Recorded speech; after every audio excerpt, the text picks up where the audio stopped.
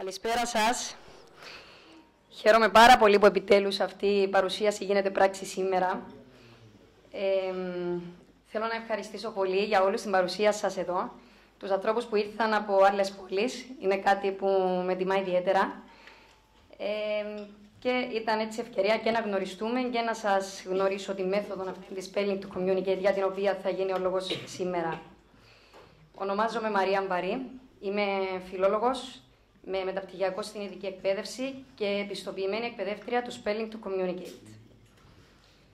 Πρωτού εμβαθύνουμε στη μέθοδό μας, θα ήθελα να εξετάσουμε λίγο το θέμα μας σφαιρικά, γιατί είναι πολύ σημαντικό να καταλάβουμε και τον τρόπο σκέψης και τη δομή και τον τρόπο λειτουργίας των ατόμων με αυτισμό και με δυσπραξία γενικότερα, για να εμπεδώσουμε στο τέλος πώς βρίσκει έδαφος η συγκεκριμένη μέθοδος σε αυτά μας τα παιδιά και τους ενήλικες.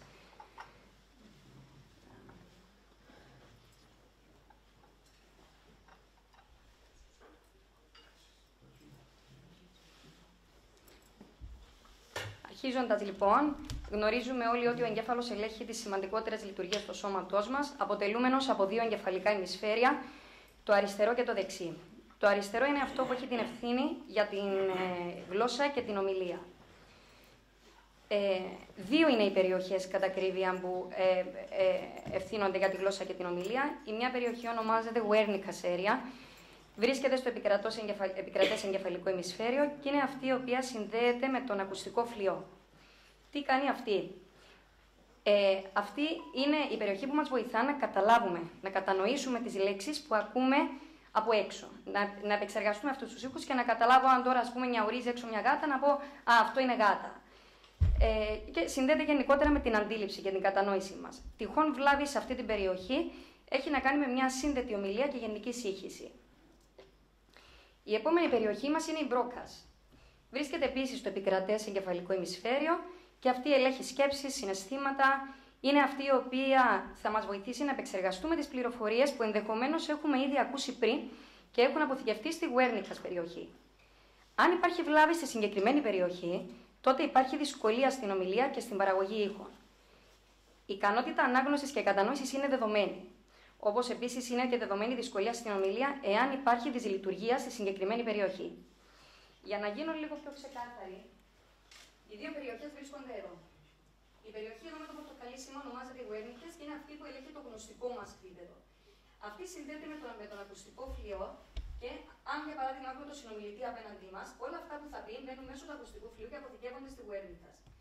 Τώρα, από τη Wernicke's θα βγουν για να μπουν στην Broca's περιοχή και η Broca's περιοχή θα πρέπει να κάνει όλη αυτή την επεξεργασία για να βγουν οι κρίσεις μας, κάτι που θέλουμε να πούμε, κάτι που ακούσαμε από αυτό που μας έχουν πει από το σώμα. Ανάμεσα σε αυτές τώρα τις δύο περιοχές υπάρχουν δύο φλοιοί. Είναι ο αισθητηριακός και ο κινητικός φλοιός. Για να παραχθεί ομιλία, πρέπει αυτοί οι δύο φλοιοί να συνεργάζονται άψογα. Ο αισθητηριακός φλοιός τι κάνει? Είναι αυτός ο οποίος είναι υπεύθυνος για την αντίληψη.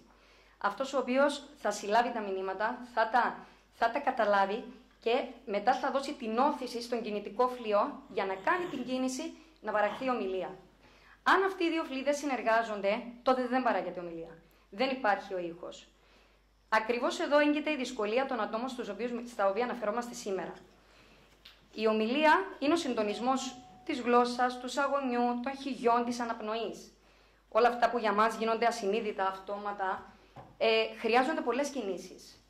Και προφανώς δεν σκεφτόμαστε κάθε τι που θα πούμε, ότι για να πω εγώ τη λέξη γάτα πρέπει να χρησιμοποιήσω τον ουρανίσκο, πρέπει να πω το α, άρα να ανοίξω λίγο το στόμα, να πάρω αναπνοή, να χρησιμοποιήσω ένα οδοντικό σύμφωνο, να βάλω τη γλώσσα πίσω από τα δόντια για να πω ξανά το α. Είναι πολλές οι κινήσεις. Όταν επομένως υπάρχει δυσλειτουργία στον κινητικό νευρώνα και μια βλάβη στην περιοχή Broca's, τότε υπάρχει δυσκολία στην ομιλία, αλλά όχι στην κατανόηση. Το γνωστικό επίπεδο είναι εκεί, ανέγκυχτο. Οπότε ο όρος non-verbal που συνήθως ακούμε είναι λάθος. Ο σωστός όρος είναι non-speaking. Στον αυτισμό και στη δυσπραξία γενικότερα υπάρχει δυσκολία στο συντονισμό κίνησης και ομιλίας. Οπότε είναι πολύ σημαντικό να ξεκαθαρίσουμε ότι η γλώσσα ισοδυναμεί με τη γνώση και η ομιλία ισοδυναμεί με την κίνηση. Περνώντας τώρα στο κεφάλαιο απραξία, γνωρίζοντας ότι είναι η διαταραχή της ικανότητας παραγωγής εκούσιων διαδοχικών κινήσεων των οργάνων ομιλίας, οι περισσότεροι άνθρωποι, όπως είχα πει και πριν, κάνουμε αυτές τις κινήσεις αυτόματα, ασυνείδητα. Τα άτομα με απραξία έχουν δυσκολία στο σχεδιασμό, στην οργάνωση και στη λεπτή κινητικότητα γενικότερα. Οπότε δεν μπορούν να σχεδιάσουν πολύπλοκες κινήσεις των αρθρώσεων ούτε με ακρίβεια ούτε με σταθερότητα. Το σώμα μας γενικότερα διέπεται από κάποιους τύπους κίνησης. Ο πρώτος τύπος κίνησης είναι η πράξη ή η σκόπιμος κίνησης, στα αγγλικά ονομάζεται purposeful motor. Είναι ο πιο σημαντικός τύπος κίνησης, είναι προγραμματισμένη και είναι αυτή η οποία σχεδιάζουμε τι να κάνουμε και πώς να το κάνουμε. Δηλαδή έχουμε την ιδέα μας, έχουμε το πλάνο και μετά προσπαθούμε να το υλοποιήσουμε. Για παράδειγμα, είμαι στη δουλειά, νύσταξα, νιώθω κούραση και λέω ένας καφές θα με ξυπνήσει. Οπότε σηκώνομαι να κάνω την ιδέα μου πράξη. Να πάω να βρω την καφετιέρα, να ανάψω την καφετιέρα, να πάρω το φλιτζάνι, να βάλω τον καφέ μου και να επιστρέψω στη δουλειά μου. Συμπρασματικά ενεργοποιείται από μία σκέψη και όλες οι πληροφορίες μεταφέρονται από τον εγκέφαλο στους μυς. Αυτός ακριβώς ο τύπος κίνησης βρίσκεται κάπως σε αδράνεια στον πληθυσμό στον οποίο αναφερόμαστε σήμερα. Έχουν την ιδέα, φυσικά και έχουν ιδέες και συναισθήματα και απόψεις και κρίσεις, απλά μπλοκάρεται, δεν βγαίνει. Την ώρα που θα πάνε να το υλοποιήσουν, την ώρα που αυτό πρέπει να γίνει πράξη, δεν γίνεται. Μένει εκεί. Ο δεύτερος τύπος κίνησης είναι η αυτόματη κίνηση. Ενεργοποιείται από μία σκέψη και πηγάζει ως αποτέλεσμα κινητικής επανάληψης, μυϊκής μνήμης. Για παράδειγμα, κάθε φορά που μπαίνουμε στο αυτοκίνητό μας, δεν σκεφτόμαστε ότι πρέπει να βάλουμε τη ζώνη μας, να βάλουμε το κλειδί, να ξεκινήσουμε το αυτοκίνητο, να κατεβάσουμε χειρόφρενο κλπ. Όλα αυτά γίνονται αυτόματα. Λόγω της συνεχούς επανάληψης που τόσα χρόνια το κάνουμε, πλέον γίνεται αυτόματα. Αυτή είναι ακριβώς την κίνηση. Θέλουμε να ενδυναμώσουμε και στο spelling to communicate, για να γίνεται κάποια στιγμή αυτόματα η κίνηση, το να σηκώσουν το χέρι τους και να μου δείξουν το γράμμα στον πίνακα να συλλαβήσουν αυτά που θέλουν. Ο τρίτος και ο τέταρτος τύπος κίνησης είναι παρόμοιοι τύποι, είναι παρορμητική και αντανακλαστική κίνηση και χρησιμοποιούνται και οι δύο για προστασία, για επιβίωση. Οδηγάμε, για παράδειγμα, και προκειμένου να αποφύγουμε μια μετοπική σύγκρουση ενός αυτοκινήτου που έρχεται κατά πάνω μας, αλλάζουμε απευθείας ρότα για να μην συγκρουστούμε. Ή έρχεται μια μπάλα κατά πάνω μας και αντανακλαστικά προσπαθούμε να την αποφύγουμε. Η απραξία, επομένως, δεν αποτελεί έλλειμμα στη γνωστική λειτουργία. Όλα έχουν να κάνουν με την κίνηση στα άτομα μας αυτά. Και η κινητική ικανότητα δεν ισούται με τη γνωστική ικανότητα. Αυτό που υπάρχει, που είναι πολύ σημαντικό και είναι η φιλοσοφία του spelling to communicate, είναι η αποσύνδεση σώματος και μυαλού. Στα αγγλικά, brain and body disconnect. Το σώμα δεν εκτελεί τις εντολές του μυαλού. Έχουν ένα απειθάρχητο σώμα, ένα ανυπάκουο σώμα που δεν εκτελεί. Το γνωστικό επίπεδο είναι εκεί. Η αντίληψη, η γνώση, τα πάντα είναι εκεί. Ακέραια, αλόβητα, δεν έχουν πάθει τίποτα, δεν είναι πειραγμένα, δεν υστερούν σε κάτι. Απλά είναι άλλο το σώμα, άλλο το μυαλό. Και αυτό δίνει μια εικόνα ότι δεν καταλαβαίνουν τι τους λέω. Αφού του είπα έτσι και κάνει αγιώση, αφού του είπα να πάει να σβήσει το φως και δεν σηκώθηκε. Ή του είπα να βάλει 3 μπάλες στο κουτί και δεν τις έβαλε. Δεν είναι έτσι. Δεν είναι ότι δεν τις έβαλε τις μπάλες επειδή δεν ξέρει να μετρήσει 3 μπάλες. Είναι λόγω ακριβώς αυτής της αποσύνδεσης. Ερχόμενοι τώρα στη μέθοδο μας, τι είναι το spelling to communicate? Είναι εναλλακτική, αλλιώς επαυξητική μέθοδος επικοινωνίας, κατάλληλη για άτομα στα οποία υπάρχει πλήρης απουσία ομιλίας ή ελάχιστη παρουσία λόγου, δηλαδή ας πούμε ένα ναι ή όχι, ή να απαντάνε με την τελευταία λέξη, θέλεις νερό, νερό, ή με επανάληψη γενικότερα. Ακόμα και στις περιπτώσεις που υπάρχει δυσκολία στη λογική αλληλουχία του λόγου, είναι το λεγόμενο unreal language, speech, ναι, που μπορεί να λένε τα δικά τους, αλλά να μην ταιριάζουν. Να τα λένε σε περιπτώσεις που δεν ερωτήθηκαν γι' αυτό, να μην ταιριάζουν με την περίσταση και να κάνουν γενικά να χρησιμοποιούν τη γλώσσα κάπως στερεοτυπικά. Να πω ότι ταιριάζει γενικότερα και σε παιδιά τα οποία έχουν δοκιμάσει πολλές εναλλακτικές μεθόδους επικοινωνίας και δεν βρήκαν πουθενά μια που να τους ταιριάζει. Και έχουν ξοδέψει και πολύ χρόνο και πολλά χρήματα γενικότερα σε όλες αυτές τις θεραπείες. Και στον αυτισμό και σε σύνδρομα, σε όλα γενικά τα άτομα τα οποία έτσι κάπως εντάσσονται στο προφίλ της δυσπραξίας. Εφαρμόζεται στην Αμερική, στην Αγγλία, στο Ισραήλ και πλέον σε πολλές χώρες της Ευρώπης, μιας και εκπαιδεύονται όλο ένα και περισσότερα άτομα. Δημιουργήθηκε το 2015 από την Elizabeth Bosler, αν και σαν ιδέα προϋπήρχε από το 2000, όταν μια γυναίκα ινδικής καταγωγής, ονόματι Σώμα, προκειμένου να επικοινωνήσει με το γιο της, ο οποίος βρισκόταν στο φάσμα του αυτισμού, εφήβρε η ίδια τη μέθοδο η οποία ονομάζεται RPM, Rapid Prot Method ονομάζεται, είναι η ακριβής σημασία, και ξεκίνησε μόνη της την εκπαίδευση στο γιο της, ο οποίος σήμερα γράφει βιβλία, είναι συγγραφέας. Πέρα από το RPM υπάρχει και το Spellers και το Spelling to Communicate, όπου είναι οι ίδιες οι μέθοδοι πάνω κάτω, έχουν έτσι λίγες διαφορές στη μεθοδολογία, στον τύπο ερωτήσεων, στον τρόπο που θα ρωτήσουν, στην έκταση κειμένου που θα διαβάσουν, αλλά καταλήγουν όλες στον ίδιο παρονομαστή. Στην επικοινωνία μέσω των letterboards. Έχει ποσοστό επιτυχίας 95%, καθόλου μικρό. Και το μέσο επικοινωνίας μας είναι αρχικά κάποιοι πίνακες stencil, όπου είναι τα γράμματα κάπως μεγάλα, είναι χωρισμένα σε 3 πίνακες. Δεν παρουσιάζουμε δηλαδή εξ αρχής 24 γράμματα, είναι χωρισμένα σε 3 πίνακες. Και ο εκπαιδευόμενος καλείται να βάλει το μολύβι μέσα στο κενό για να βρει το γράμμα το οποίο του ζητώ εγώ, μέχρι να συλλαβήσει τη λέξη που θέλω. Αφού το αποκτηθεί ακρίβεια και σταθερότητα σε ένα σημαντικό βαθμό, σε ένα σημαντικό ποσοστό, ας πούμε 80%, και πλέον μπορεί να κινείται στους πίνακες χωρίς καμία βοήθεια και χωρίς καμία καθοδήγηση, τότε πάμε στο δεύτερο στάδιο, που είναι ο πλαστικοποιημένος πίνακας, όπου καλείται να δείξει με το δάκτυλο το γράμμα και να συλλαβήσει τις ανάγκες του. Τέλος, πάμε στο keyboard. Που αυτό, η αλήθεια δεν πάνε όλοι, δεν είναι τόσο εύκολο. Χρειάζεται αρκετή ωριμότητα, αρκετή σταθερότητα. Πρέπει να κατακτηθούν αρκετές κινητικές δεξιότητες για να πάνε εκεί. Αλλά υπάρχουν αρκετές περιπτώσεις που πήγα στο keyboard. Αυτό που προάγει το spelling to communicate είναι ο συγχρονισμός. Αυτό που λέγαμε πριν, τον disconnect, brain and body disconnect, ότι υπάρχει γνώση, αλλά αλλού είναι η κίνηση, αλλού είναι το σώμα. Προάγει ακριβώς το συγχρονισμό μεταξύ γνωστικών και κινητικών συστημάτων σε άτομα με δυσπραξία. Απαιτεί από τους συμμετέχοντες αδρές κινητικές δεξιότητες, οπότε δεν ζορίζουμε το ίδιο ζόρι του στην κίνηση. Και ο τρόπος είναι μόνο με μαθήματα. Μαθήματα οποιασδήποτε θεματικής κατηγορίας, είτε ιστορία, είτε κάτι από ζώα, κάτι από χώρες, κάτι από επιστήμη. Οτιδήποτε μπορείτε να φανταστείτε που θα τους κεντρήσει το ενδιαφέρον. Αυστηρά όμως στο επίπεδο της ηλικίας τους. Θα σταθώ λίγο εδώ. Αν το παιδί, για παράδειγμα, είναι 10 χρονών, το μάθημα πρέπει να γίνεται για επίπεδο 10 χρονών. Δεν υπάρχει αυτό το είναι 10 χρονών, αλλά το νοητικό του είναι 2 ή 1. Όχι, είναι 10 χρονών. Το νοητικό του και στις περισσότερες περιπτώσεις και για πιο μεγάλη ηλικία. Όταν κάνουμε μαθήματα που είναι κάπως για πιο μικρή ηλικία, τότε βλέπουμε και λίγο την απορρίθμιση τους. Γιατί σου λέει, υποτιμούν την νοημοσύνη μου, τι μου κάνουν πάλι, είτε για ταυτίσεις, είτε για να βρουν την ποσότητα αριθμό, είτε για να συνδέσουν το μισό φρούτο με τον καρπό με το δέντρο, είτε το μισό σώμα του ζώου με το άλλο μισό. Όλα αυτά έχουν ήδη κουράσει. Οπότε χρειάζονται μαθήματα που να αγγίζουν την ηλικία τους και να ανταποκρίνονται σε αυτά. Για να κεντρήσουν τον ενδιαφέρον τους και να έχουν ένα κίνητρο να δουλέψουν και να συνεργαστούν μαζί μας.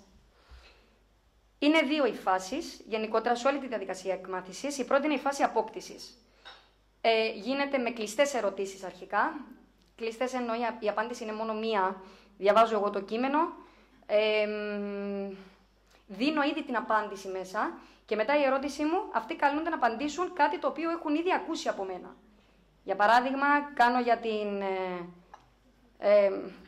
την καμιλοπάρδαλη και λέω η καμιλοπάρδαλη είναι το ψηλότερο ζώο στον κόσμο και μετά θα τους πω για ποιο ζώο μιλάμε σήμερα, γιατί μόνο μια απάντηση έχουν να μου πούν. Αυτό ονομάζεται κλειστή ερώτηση. Κάνουμε μια ανοιχτές ερωτήσεις όταν έχουν ήδη αποκτήσει ακρίβεια και πάμε από τα 3 στον 1 πίνακα. Οπότε εδώ βλέπω και λίγο την ικανότητα τους να επιλέγουν από τα πολλά το 1. Έδωσα πολλές επιλογές και του λέω πες μου έναν από αυτά που είπα. Προηγούμενης γνώσης η απάντηση δεν είναι μέσα στο κείμενο. Μπορεί να αναφέρω μέσα τη λέξη εποχή και να του πω πες μου μια εποχή. Αλλά δεν την ανάφερα μέσα στο κείμενο. Αφού του αποκτηθεί εδώ η σταθερότητα και αφού τους δω ότι κινούνται άνετα, τότε πάμε στη φάση εφαρμογής. Στη φάση εφαρμογής πλέον μπορούμε να κάνουμε ανοιχτή ερώτηση έτσι δειλά-δειλά όταν δούμε ότι είναι έτοιμη και να περάσουμε στην ανοιχτή επικοινωνία. Εδώ μπορώ να δω τις σκέψεις τους, την κρίση τους, να κάνω δημιουργική γραφή, ένα ποίημα για παράδειγμα, κάτι που θέλουν να μου πούν οι ίδιοι, κάτι να γράψουμε, κάτι να δημιουργήσουμε.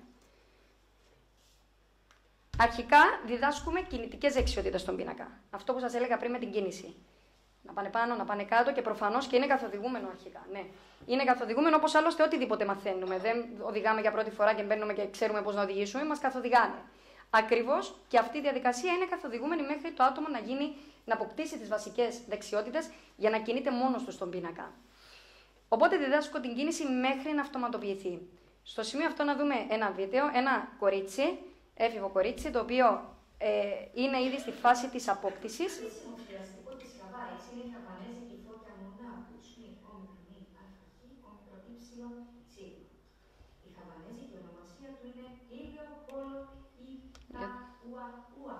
Που σημαίνει σκύλος που τρέχει σε άγρια νερά. Μην ανησυχείς, δεν θα σε βάλω να συλλαβήσεις αυτό το όνομα. Οι φώκες μονάχους είναι το πιο απειλούμενο θηλαστικό στην Χαβάη και το 2012-01 υπολογίστηκε ότι μόνο 1.100 φώκες μονάχους θα έμεναν στη φύση. Κυνηγούν ψάρια τη νύχτα και συχνά κινούνται στην παραλία κατά τη διάρκεια της ημέρας. Οι περισσότερες φώκες ζουν σε πιο κρύα νερά, αλλά η φώκια της Χαβάης προτιμά τις ζεστές αμμώδεις παραλίες. Λοιπόν, είναι για το τελευταίο να αρχίσουμε λίγο με τις λέξεις μας. Είναι στους 3 πίνακες, το κοριτσάκι αυτό. Πρέπει να λέξει τη λέξη επίσημο. Ζήτησα να μου συλλαβήσει τη λέξη επίσημο. Ζήτησα λοιπόν να κάθεται σωστά.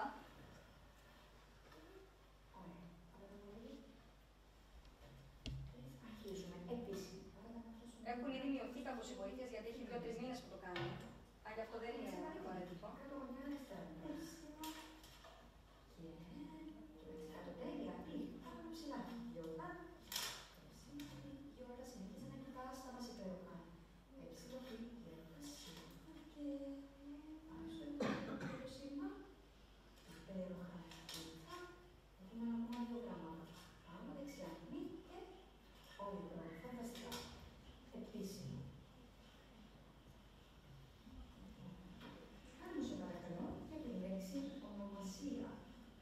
Να δούμε και τη δεύτερη λέξη.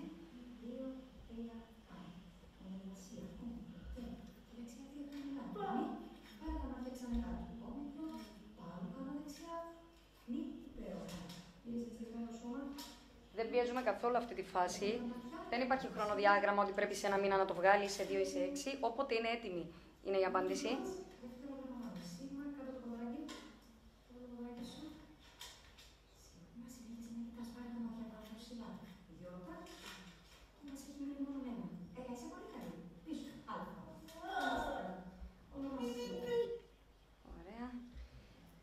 Μέσω της συνεχούς εξάσκησης αποκτάται πιο εύκολα η ακρίβεια, η ταχύτητα, η ανεξαρτησία και η αυτονομία.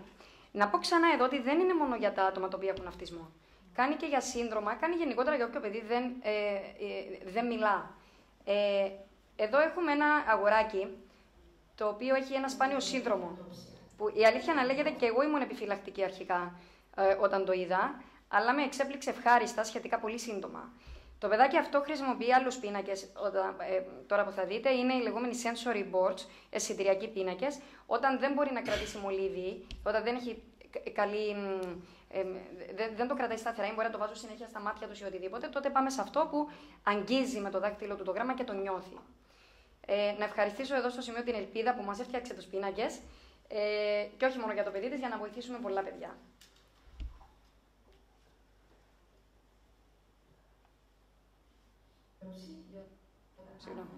Ήταν ένα είδος δεινοσαύρου που ήταν τετράγωνα, δηλαδή είχαν 4 πόδια και ήταν φυτοφάγα. Τα αναγνωρίζουν από τα κέρατά τους. Είχαν ένα πάνω από κάθε μάτι και ένα πάνω από το ρίγχο στρώπι ψιλογραμμαχικό πλωσίγμα, που μερικές φορές είχε σχήμα ράμφους. Λοιπόν, για να μου κάνεις τη λέξη, να μου συλλαβήσεις εδώ τη λέξη είχα. Πρέπει να σου λαβώ.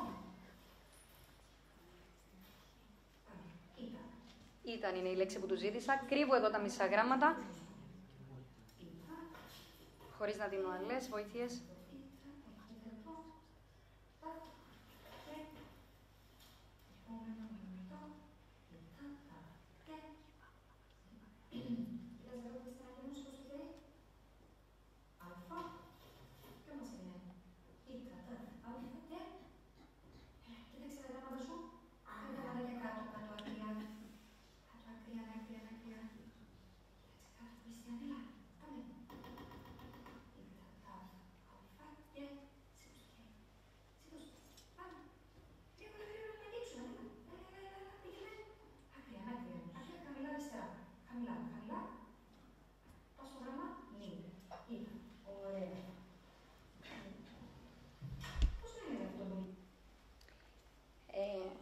Όταν αποκτηθεί η ακρίβεια, πάμε σιγά σιγά από τη σταδιακή εξέλιξη από το μολύβι στον πίνακα stencil να δείξουμε το δάκτυλο στον πλαστικοποιημένο πίνακα. Εδώ σημαίνει ότι δεν έχουμε καμία βοήθεια. Έχουμε ήδη περάσει στον ένα πίνακα και δεν δίνουμε ούτε πάνω ούτε κάτω καμία καθοδήγηση γιατί δεν τη χρειάζονται πλέον. Έχει γίνει αυτόματη κίνηση και έχουν καταλάβει ακριβώς τι κάνουμε.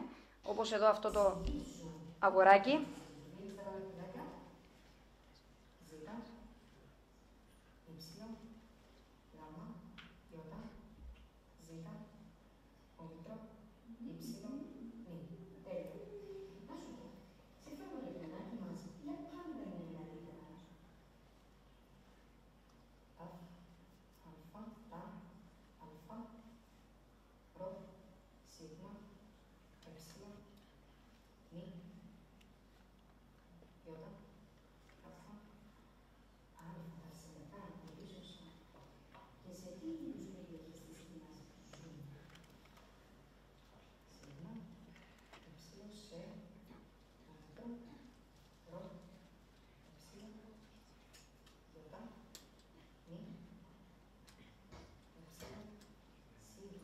Όπως βλέπετε δεν είναι αρκετά γρήγορος και δεν χρειάζεται καμία βοήθεια, καμία καθοδήγηση.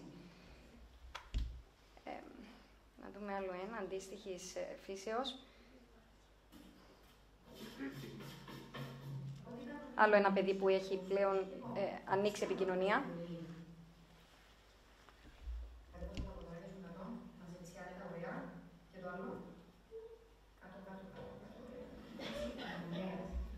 Ποιος ήταν ο πατέρας του Διονύη? Ανοίξε το καρδογράμμα σου, αλφα, ρο, ήτα, σήμα, ο Άρης. Και ο Άρης δώσε μου μία φράση μικρή, τι Θεός ήταν.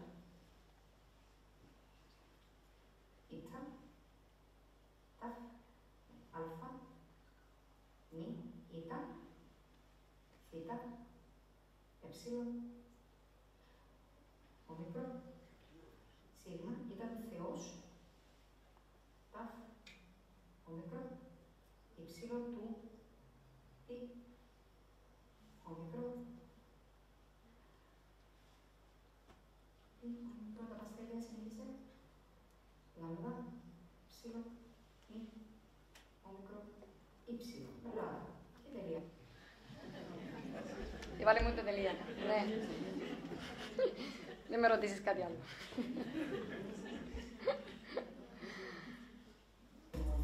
Αυτό το κοριτσάκι έχει ιδιαίτερο ενδιαφέρον. Είναι από τη Ρουμανία. Είχαμε ξεκινήσει στα αγγλικά τα μαθήματά μας.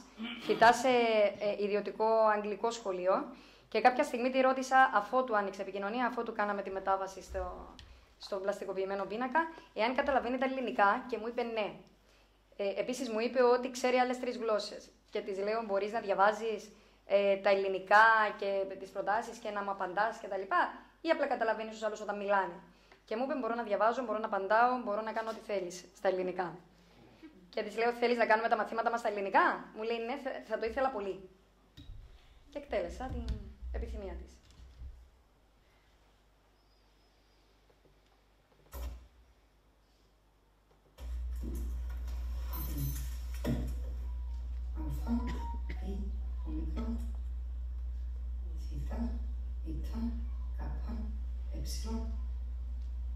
Υψηλό, σίγμα, ήτα η αποθήκευση, πολύ σωστά.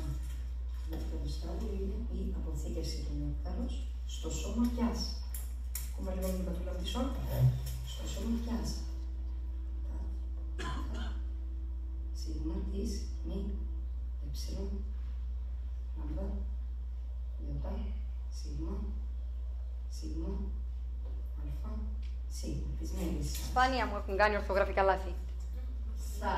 Σχεδόν ποτέ βασικά. Λοιπόν, πώς ονομάζεται το μέρος στο σώμα της μέλισσας μαρίνου που αποθηκεύεται το νέκταρ? Πώς ονομάζεται? Μη, εψιλον, λάμδα, ιώτα, σίγμα, ομικρόν, μη, αλφα, χ, ιώτα, μελισσομάνη.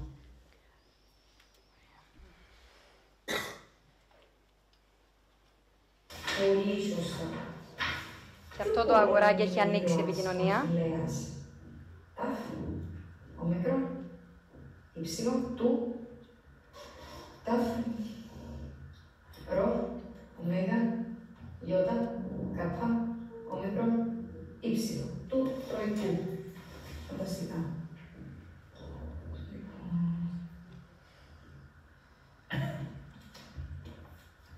Θέλω να μου πεις ποιοι είναι οι γονείς του.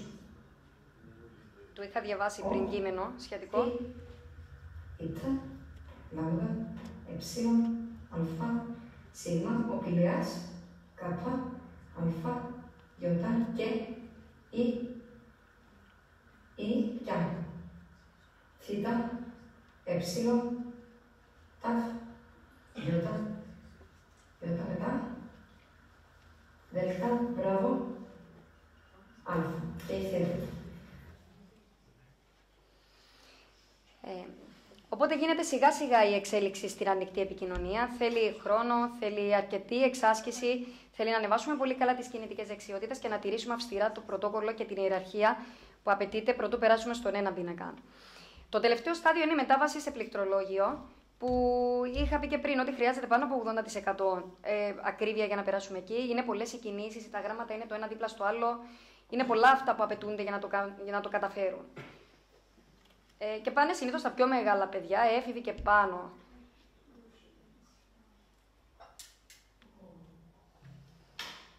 Σε ποια κατηγορία ζώων ανήκουν οι καμήλες?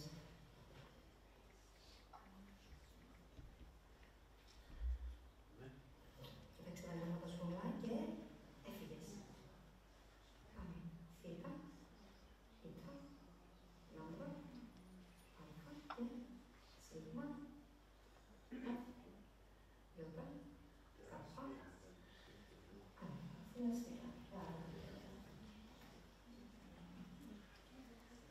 πώς αλλιώς θα χαρακτηρίζει το κείμενο μας εκτός από μετά?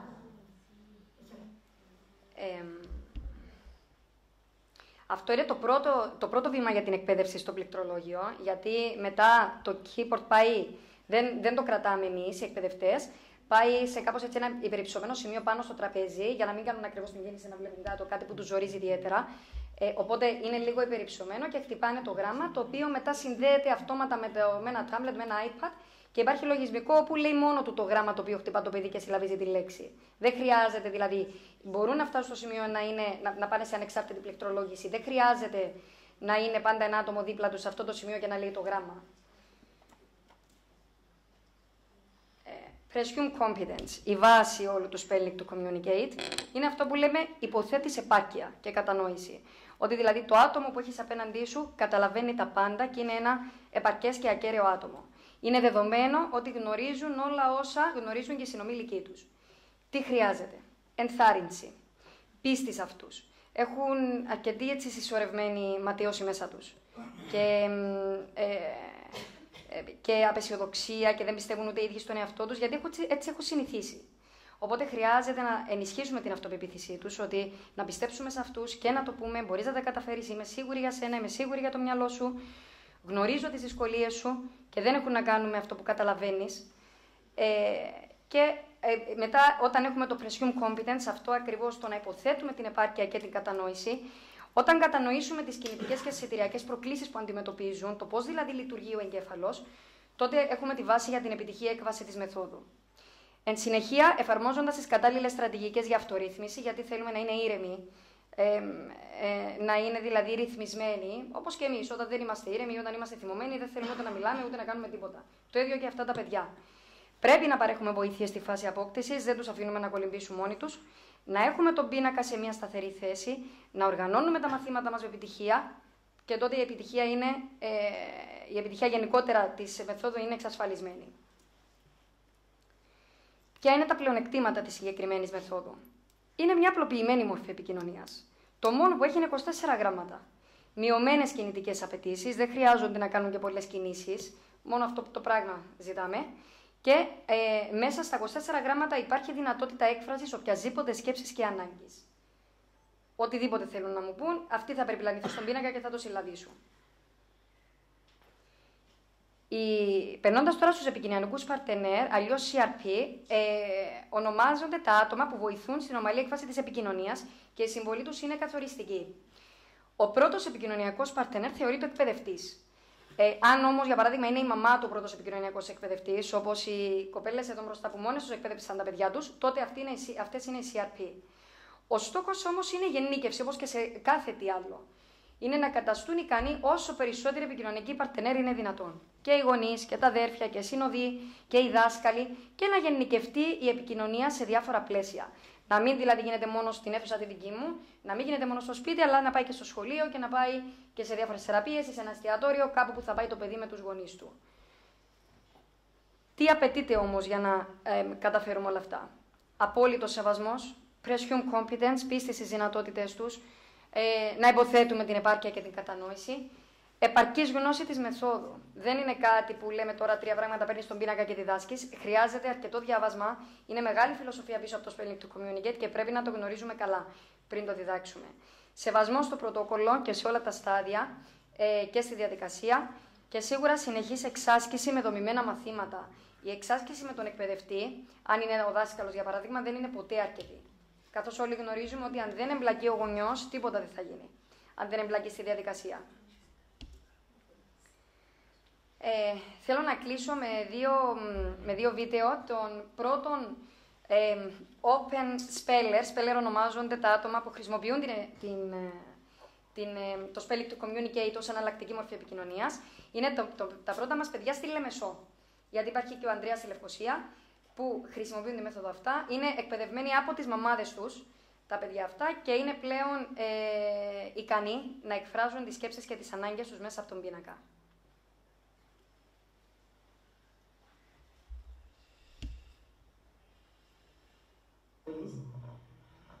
Πώς νιώθεις τώρα που έχεις ένα μέσο επικοινωνίας, το spelling?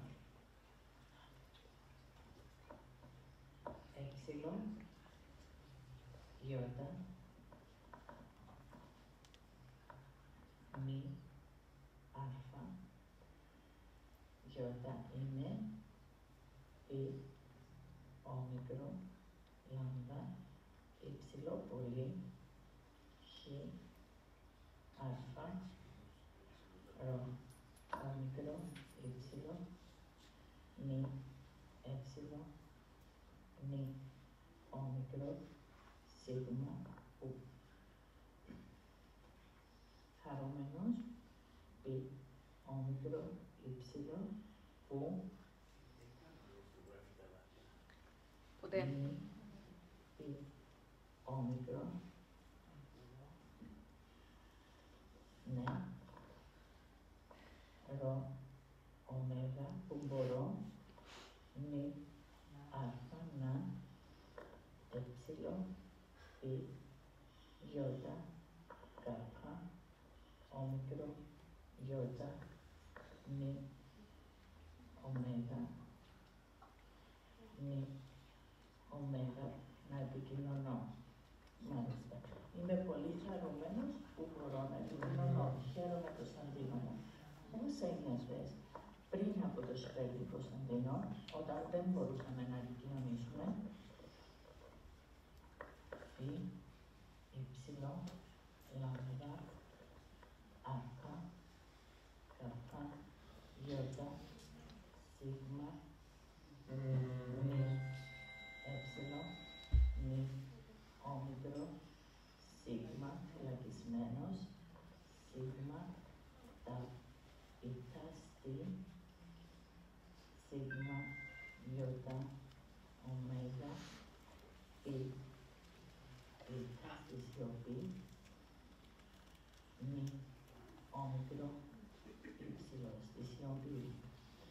φυλακισμένος στη σιωπή μου. Θα ήθελα να μου πεις, Κωνσταντίνο μου, τι θα συμβούλευες τους νέους γονείς των παιδιών στο φάσμα του αυτισμού. Νι, αρφα, να, πι, ρο, όμικρο, σίγμα, πι, αλφα, πίτα, ήτα, σίγμα, όμικρο, ύψιλο, νι, να προσπαθήσουν, νι, αλφα, να, ύψιλο, κάπα, πι, αλφα, γιώτα, δέλτα, ναι, έλα, έψιλο, ύψιλο, σίγμα, όμικρο, ύψιλο,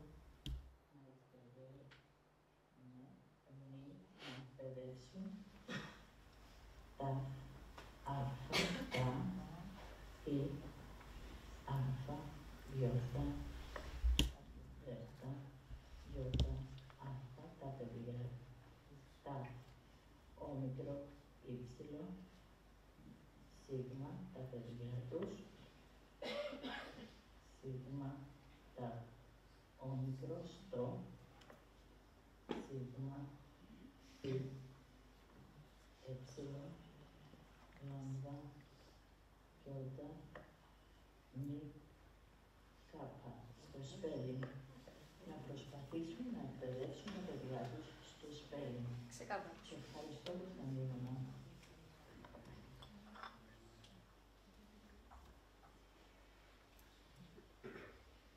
Ανδρέα μου, πώς νιώθεις τώρα που έχουμε το spelling σαν μέθοδο επικοινωνίας, αυτά τα τελευταία χρόνια που έχουμε αυτή τη μέθοδο, θέλω να μου πεις τι νιώθεις.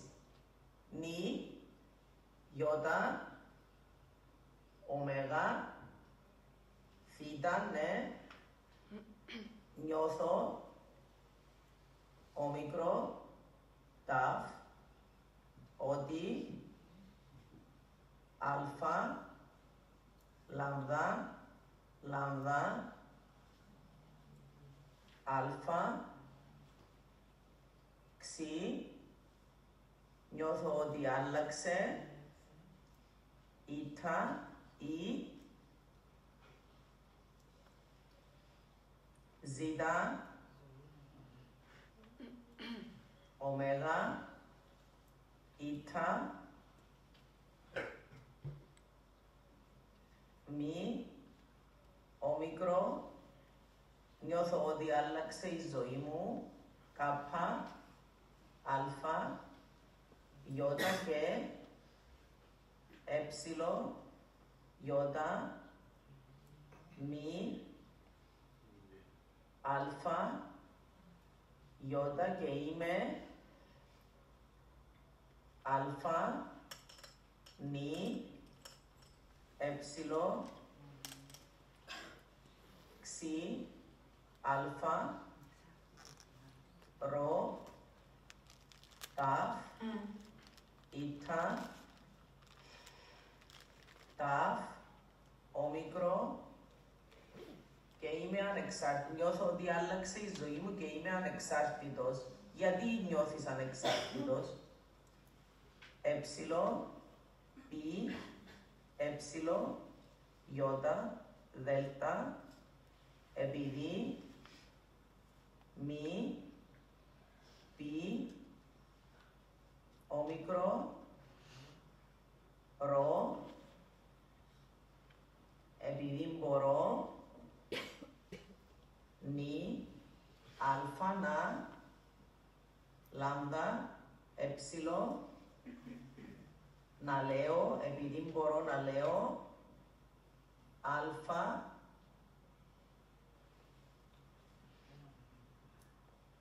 αλφα, ύψιλο, ταφ, αυτά, ναι, συνέχισε, πι, όμικρο, ύψιλο, σίγμα, κάπα, Ναι, συνέχισε. Φι, ταφ, όμικρο, μη, αλφα, επειδή μπορώ να λέω αυτά που σκέφτομαι. Υπέροχα, Μητέο.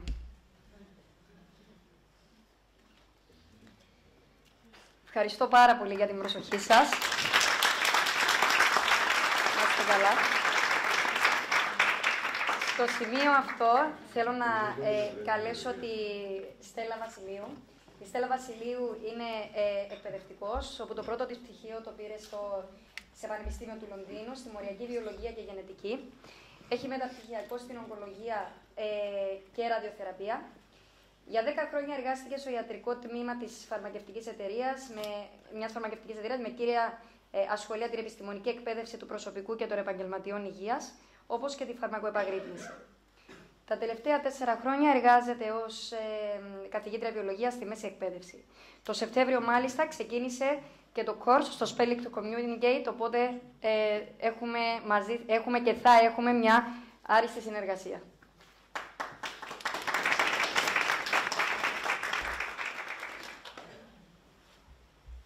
Χαίρετε και από μένα. Ευχαριστώ για την εισαγωγή. Ήθελα σε αυτό το σημείο να σας πω, μέχρι να ετοιμαστεί η παρουσίαση, πώς βρέθηκα σε το περιβάλλον, σε αυτό το σημείο να κάνω, να εκπαιδεύομαι και να είμαι σήμερα εδώ μαζί σας. Η αρχή ήταν πριν 1 χρόνο, συγκεκριμένα πάλι εδώ στη Λεμεσόν. Ήρθαμε διακοπές με την οικογένεια μου, οι 4 μας. Έχω 2 παιδάκια, ένα κοριτσάκι 9,5 χρονών και έναν αγοράκι 7,5. Το αγοράκι είναι στο φάσμα του αυτισμού. Ήμασταν στην πισίνα, τέλος πάντων, του ξενοδοχείου. Εντάξει, εκείνοι που ξέρετε, πάντα στην πισίνα που είμαστε. Εκεί γνωρίσαμε έναν παπά με έναν αγόρι, αναγνωρίσαμε, συνήθως αναγνωρίζουμε ο ένας τον άλλον, η αλήθεια. Πήγαμε κοντά του, ρωτήσαμε τον παπά πού πήγαινε σχολείο τώρα το μωρό και είπε μας ότι πήγαινε κανονικά στην τάξη του, με το συνοδόν του, αλλά με τον αγός, αφού δεν μιλά καθόλου. Ο άντρας μου συγκεκριμένα και είπε του, κάνει μια μέθοδο επικοινωνίας, ξεκίνησε με τη γυναίκα μου και μπορεί να επικοινωνήσει κανονικά, να κάνει τα μαθήματα του, να κάνει τα νέα του, την ιστορία του, τα μαθηματικά του, έχει και letterboard με αριθμούς, να κάνει τα μαθηματικά μέσω του πίνακα με των αριθμών. Και να μέσα στα πολυτροπώ, το βράδυ βρεθήκαμε στο λόμπι, ρωτήσαμε τον Ανδρέα, μου θέλεις να πεις κάτι της μάμας του Λεύκου? Η απάντηση ήταν ναι, ορθογραφημένα, να αναγγέλθω στο πω. Πλέον, αφού είδετε και τα βιντεάκια, τι θέλετε να δεις? Τι θέλεις να της πεις? Απάντησε κάτι παρόμοιο που απάντησε και το πρώτο παιδάκι που είδαμε τώρα στο βίντεο, ότι πρέπει να προσπαθήσει. Και τσάμε ήταν το ένασμα, τσάμε ήταν η αρχή, που είπα, οκ, πρέπει να δω κι εγώ τι εν τούτον, άρχισα να διαβάζω, ξεκίνησα από ένα βιβλίο που μου εισηγήθηκε η μάμα του Ανδρέα, και σιγά σιγά ήρθε το καλοκαίρι η Μαρία στη Λευκοσία, κάναμε λίγα μαθήματα μαζί με τη Μαρία και από το Σεπτέμβρη άρχισα και εγώ σαν εκπαιδευτικός επίσης, εκτός που μάμα του Λεύκου, να εργάζομαι και να πάρω και εγώ το certification μου στο Spelling to Communicate.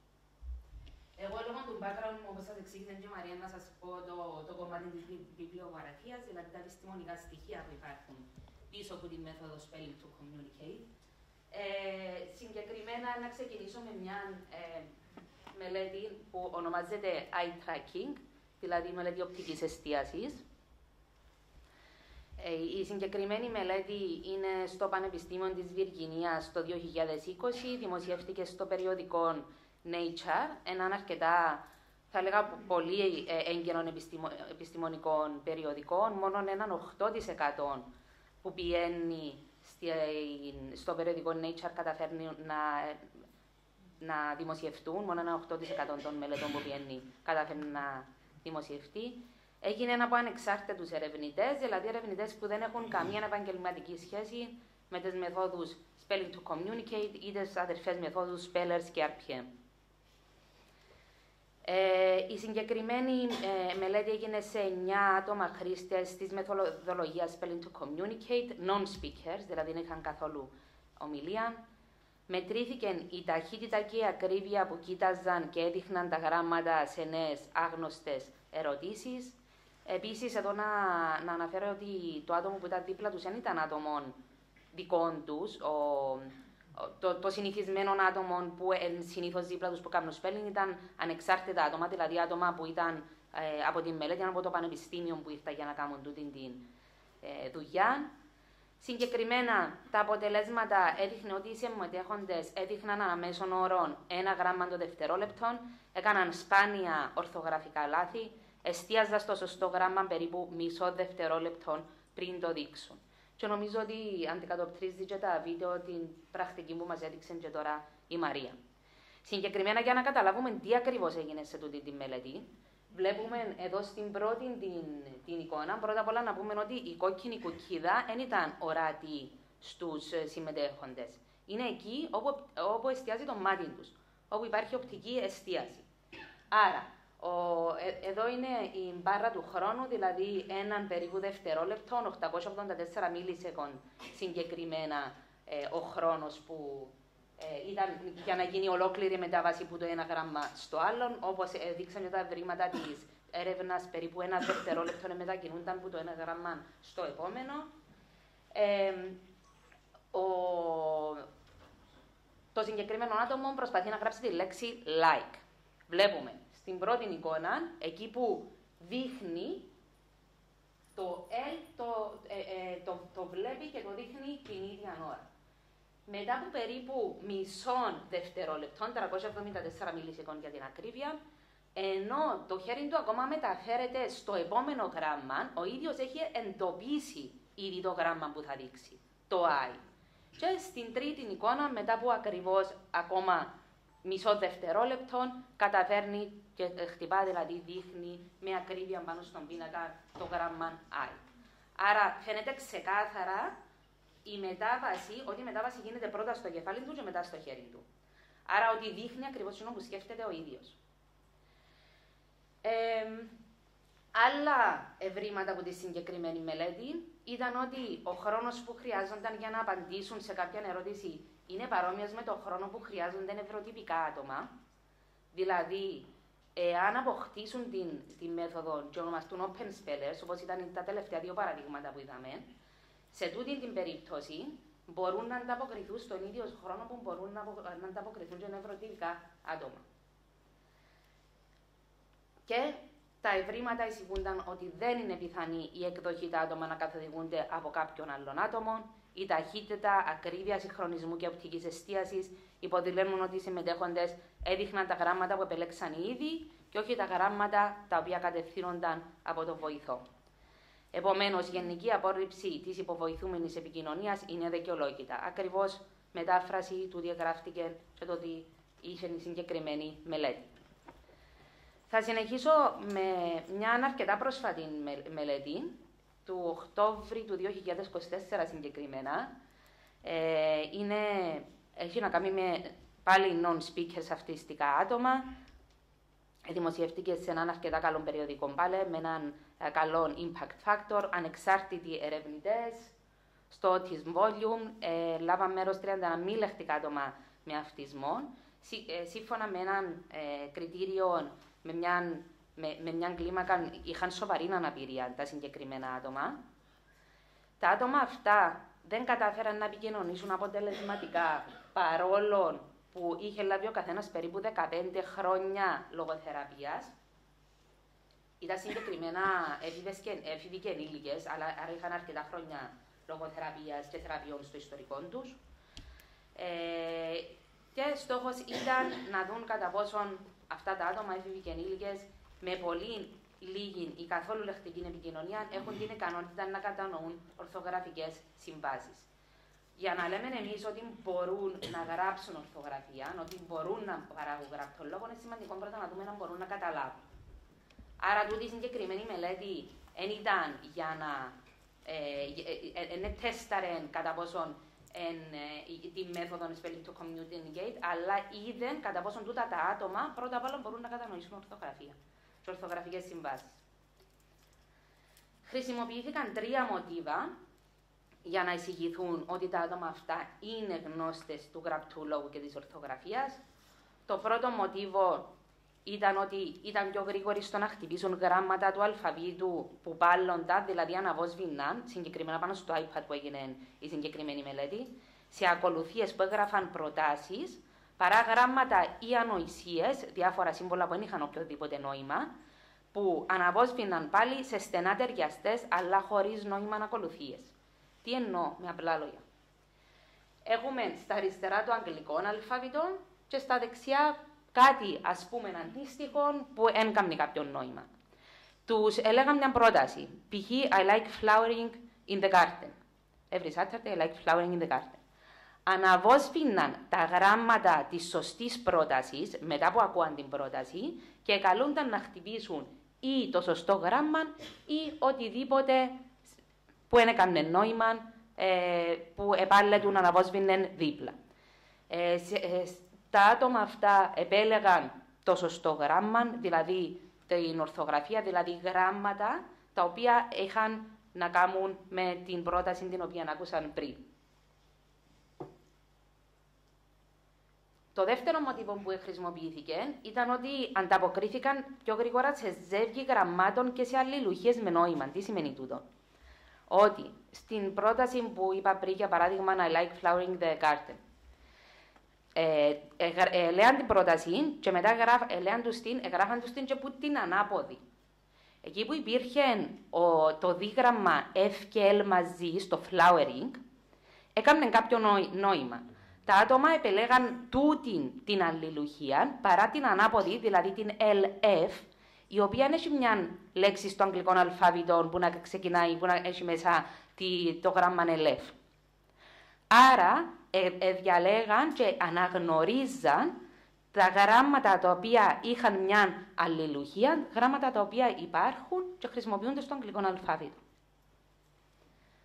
Και το τρίτο μοτίβο που χρησιμοποιήθηκε ήταν ότι σταματούσαν αυθόρμητα πριν χτυπήσουν το πρώτο γράμμα που αναβόσβηνε της νέας λέξης, δηλαδή εκεί που σταματούσε η μια λέξη για να ξεκινήσει η επόμενη, έκαναν από μόνοι τους μια παύση, έναν καπ, έναν κενό, για να ξεκινήσουν την άλλη. Που έδειχναν ότι κατανοούσαν ότι τώρα τέλειωσε η λέξη μου και ξεκινώ, είμαι έτοιμος να ξεκινήσω την επόμενη. Τα ευρήματα της συγκεκριμένης μελέτης εισηγούνται ότι τα μη λεκτικά αυτά άτομα έχουν δυνατότητα να αποκτήσουν βασικές δεξιότητες γραμματισμού, να κατανοήσουν ορθογραφία και με την κατάλληλη υποστήριξη οι δεξιότητες αυτές μπορεί να αξιοποιηθούν ώστε να παρέχουν στα μη λεκτικά αυτιστικά άτομα πρόσβαση σε γραπτές μορφές επικοινωνίας ως εναλλακτική στη λεκτική επικοινωνία. Μια εκ των οποίων είμαστε και παρουσιάζουμε εδώ σήμερα. Εκείνο που υπάρχει μπορεί να τα βρείτε και από μόνοι σας αρκετά μέσα στο ίντερνετ, ενώ ψάχνα διάφορα, είναι τα self-advocate blogs. Blogs, για όποιον δεν γνωρίζει, είναι σελίδες στο διαδίκτυο, οι οποίες συνήθως κοντρολάρονται από έναν ή μπορεί και περισσότερα άτομα που γράφουν μέσα την καθημερινότητα τους, τη ζωή τους, τη σκέψη τους κτλ.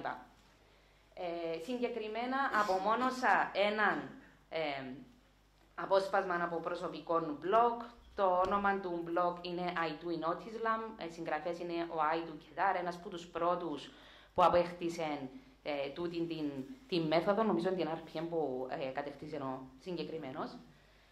Λέει, έγραψε έτσι, άρεσε μου η εισαγωγή του, μόλις πήγα μέσα στη σελίδα του, γράφει «Είμαι έναν αυτιστικό άτομο με έναν μήνυμα, επέρασα το πρώτο μισό της ζωής μου, εντελώς κλεισμένο στη σιωπή μου, το δεύτερο μισό στο να γίνω, όπως το εκφράζει και ο ίδιος, έναν ελεύθερο πνεύμα. Έπρεπε να παλέψω για να πάρω εκπαίδευση, όμως καταφέρω να τελειώσα το σχολείο με έναν GPA 3,9 που τα 4. Και συνεχίζω την εκπαίδευση μου σε κολέγιο.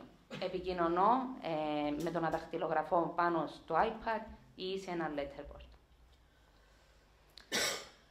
Έχουμε επίσης αρκετά patient cases, όπως ονομάζονται, δηλαδή παρουσιάσεις περιστατικών που έγιναν από πανεπιστημιακά άτομα αλλά ελέγχουν συγκεκριμένα την περίπτωση ατόμων που είναι γνώστες ή μπορεί να στη διαδικασία να μαθαίνουν τη συγκεκριμένη μέθοδο ή τις άλλες δύο αδερφές μεθόδου που αναφέραμε. Πάλι απομόνωσα έναν απλά παράδειγμα. Πάλι, αν μπείτε μέσα στο ίντερνετ, μπορείτε να βρείτε πολλά τέτοια περιστατικά. You can know me now if you listen. Είναι ένας ασθενής, ο ονομαζόμενος David. Δημοσιεύτηκε στο American Journal of Occupational Therapy το συγκεκριμένο περιστατικό. Είχε το κάνει στην Occupational Therapy, είναι η εργοθεραπεία. Άρα είχε κάνει τη μέθοδο στην εργοθεραπεία του. Τα ακριβές του λόγια στην αρχή ήταν ότι ξεκινήσα τόσο θυμωμένος να δαχτυλογραφώ πάνω στο iPad. Δεν πίστευα ότι θα μπορούσα να έχω ποτέ όνειρα. Και μετά η δαχτυλογράφηση εδώ στην εργοθεραπεία μου ελευθέρωσε τη φωνούλα μου και την άφησε να ακουστεί. Το conclusion, δηλαδή το συμπέρασμα, όπως ακριβώς ήταν γραμμένο φυσικά, είναι ότι οι επαγγελματίες που ασχολούνται με τα άτομα αυτά έχουν την ηθική υποχρέωση να βρουν μεθόδους επικοινωνίας για ανθρώπους non-speakers και στο φάσμα του αυτισμού που θα ελευθερώσει τις φωνές τους και θα φτάσει στο να γνωρίζουμε την εξυπνάδα τους. Αυτά. Ευχαριστώ.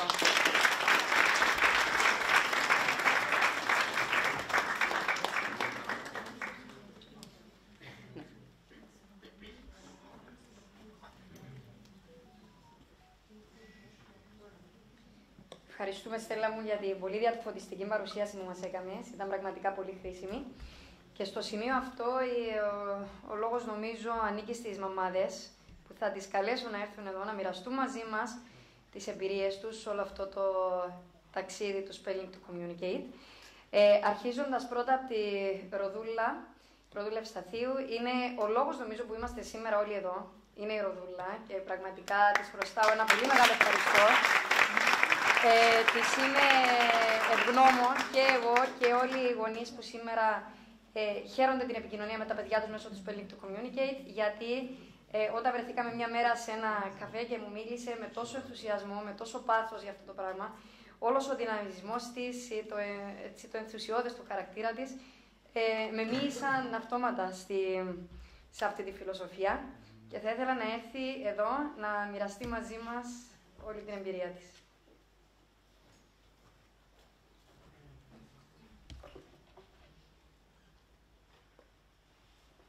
Καλησπέρα σας. Σήμερα είμαι πάρα πολύ χαρούμενη και νιώθω ότι ζω ένα όνειρο. Γιατί για κάποια χρόνια ήμουν μόνη μου και τώρα έχουμε γίνει πολλοί. Σας ευχαριστώ πολύ που είστε εδώ σήμερα και ιδιαίτερα τη Μαρία Μπαρή που με την αφοσίωση, την πίστη και την επιμονή της βρισκόμαστε σήμερα εδώ να γίνεται η παρουσίαση της μεθόδου. Ο γιος μου, ο Ανδρέας, είναι σήμερα 11 χρονών και φοιτά στην 5η τάξη του Δημοτικού. Είναι στο φάσμα του αυτισμού και δεν μιλά. Όπως όλοι οι γονείς, όταν ήταν 3 χρονών και πήραμε τη διάγνωση, είχαμε πάρα πολλές ελπίδες. Κάναμε θεραπείες όπως μας συμβούλευσαν οι ειδικοί, αλλά δεν είχαμε καμία βελτίωση. Ο γιος μου παρέμεινε μη λεκτικός. Όταν έγινε 7 χρονών, εκεί έγινε και η μεγάλη συνειδητοποίηση ότι τώρα έγινε 7 χρονών, δεν έχει μιλήσει, οι πιθανότητες να συμβεί είχαν εξανεμιστεί. Περνούσα μια δύσκολη ψυχολογική κατάσταση. Ένιωθα ότι όλα γύρω μου γκρεμίζονταν, ότι το βάρος ήταν τεράστιο και ανυπέρβλητο. Ένιωθα ότι ήμουν σε μια μαύρη τρύπα και δεν μπορούσα να βγω. Δεν ήξερα σε ποιο σχολείο θα ήταν σωστό να φοιτήσει. Στο δημοτικό, να τον πάρω σε μονάδα ειδικής αγωγής, όπως με συμβούλευαν οι ειδικοί. Ήμουν πραγματικά σε απόγνωση. Στο γιο μου έβλεπα κάποιες αναλαμπές εξυπνάδας και πάντα προσπαθούσα να κάνουμε μαζί κάποιες ακαδημαϊκές ασκήσεις. Του έβαζα εικόνες και λέξεις και έκανε την ταύτιση της λέξης με την εικόνα. Μετά έβλεπα ότι αναγνώριζε προτάσεις, αλλά κολλούσαμε. Ως εκεί δεν μπορούσα να το εξελίξω και να το πάρω παραπέρα. Όταν επισκέφθηκα μία λογοθεραπεύτρια, όπως με συμβούλευσαν και πάλι οι ειδικοί, για να μου δείξει τη συσκευή επικοινωνίας Grid, τη ρωτούσα, μα πώς θα μπορεί να εκφραστεί με ολοκληρωμένη πρόταση, αφού είναι αδύνατο ακόμα και για μένα να βρω τις εικόνες και τα σύμβολα για να γίνει μια δομημένη πρόταση. Εδώ θέλω να πω ότι όλοι οι ειδικοί μας λένε ότι τα παιδιά με αυτισμό σκέφτονται με εικόνες και καταλαβαίνουν σύμβολα. Τελικά τα παιδιά μας με τη μέθοδο αυτή μας έχουν αποδείξει ότι αυτό είναι ένας μύθος. Αφού λοιπόν απέρριψα τη συγκεκριμένη εναλλακτική επικοινωνία που είναι πολύ περιορισμένη, που για μένα δεν είναι καν επικοινωνία, άρχισα να ψάχνω να βρω μια μέθοδο που θα μπορούσα να επικοινωνήσω με το γιο μου και έλεγα κάτι άλλο θα υπάρχει, δεν γίνεται. Και συμπτωματικά είδα μια γιατρό στο Instagram που έλεγε ότι ο μη λεκτικός γιος της με σύνδρομο Down και αυτισμό γράφει ποίηματα, διδάσκεται χημεία και μαθηματικά και επικοινωνεί πλήρως. Αμέσως της έστειλα ένα email και της ζήτησα να με βοηθήσει να μάθω περισσότερα. Για καλή μου τύχη αυτή μου απάντησε και μου έδωσε πληροφορίες και άρχισα να το ψάχνω. Στην Κύπρο όμως τότε δεν υπήρχε κάποιος που θα μπορούσε να διδάξει τη μέθοδο. Και η ιδέα να εκπαιδεύσω εγώ το γιο μου φάνηκε τρομακτική, αφού είμαι δικηγόρος και καμία σχέση δεν είχα με αυτό τον τομέα. Είχα κάτι όμως που κανείς άλλος δεν μπορούσε να προσφέρει στο γιο μου. Ήμουνα η μάμα του, είχα πίστη, αγάπη και αφοσίωση. Έτσι αποφάσισα να βουτήξω στα βαθιά. Άλλωστε δεν είχα και άλλη επιλογή. Προχώρησα και παράγγειλα τα βιβλία και για 3 μήνες διάβαζα και μελετούσα, αφού είχα αποφασίσει ότι θα διδάξω τη μέθοδο μόνη μου. Με την ενθάρρυνση μιας άλλης μάμας από την Αγγλία που διαχειρίζεται ένα group στο Facebook και μετά από τη μελέτη μου άρχισα. Ο άντρας μου, οφείλω να πω εδώ, νόμιζε ότι είμαι τρελή και ούτε αυτός πίστευε. Όμως τελικά τα κατάφερα. Σε 3 μήνες ο 8χρονος γιος μου κατέκτησε τη μέθοδο και άνοιξε επικοινωνία και μπορούσε να μας μεταφέρει τις σκέψεις του. Με την κατάκτηση της μεθόδου ένιωσα ότι ξαναγεννήθηκα μέσα από τις τάχτες μου. Ξαναγεννήθηκε το παιδί μου εκεί που το είχαμε χάσει με τη διάγνωση. Μπορούσαμε πλέον να ακούσουμε τις σκέψεις και τα συναισθήματά του και να τον καταλάβουμε.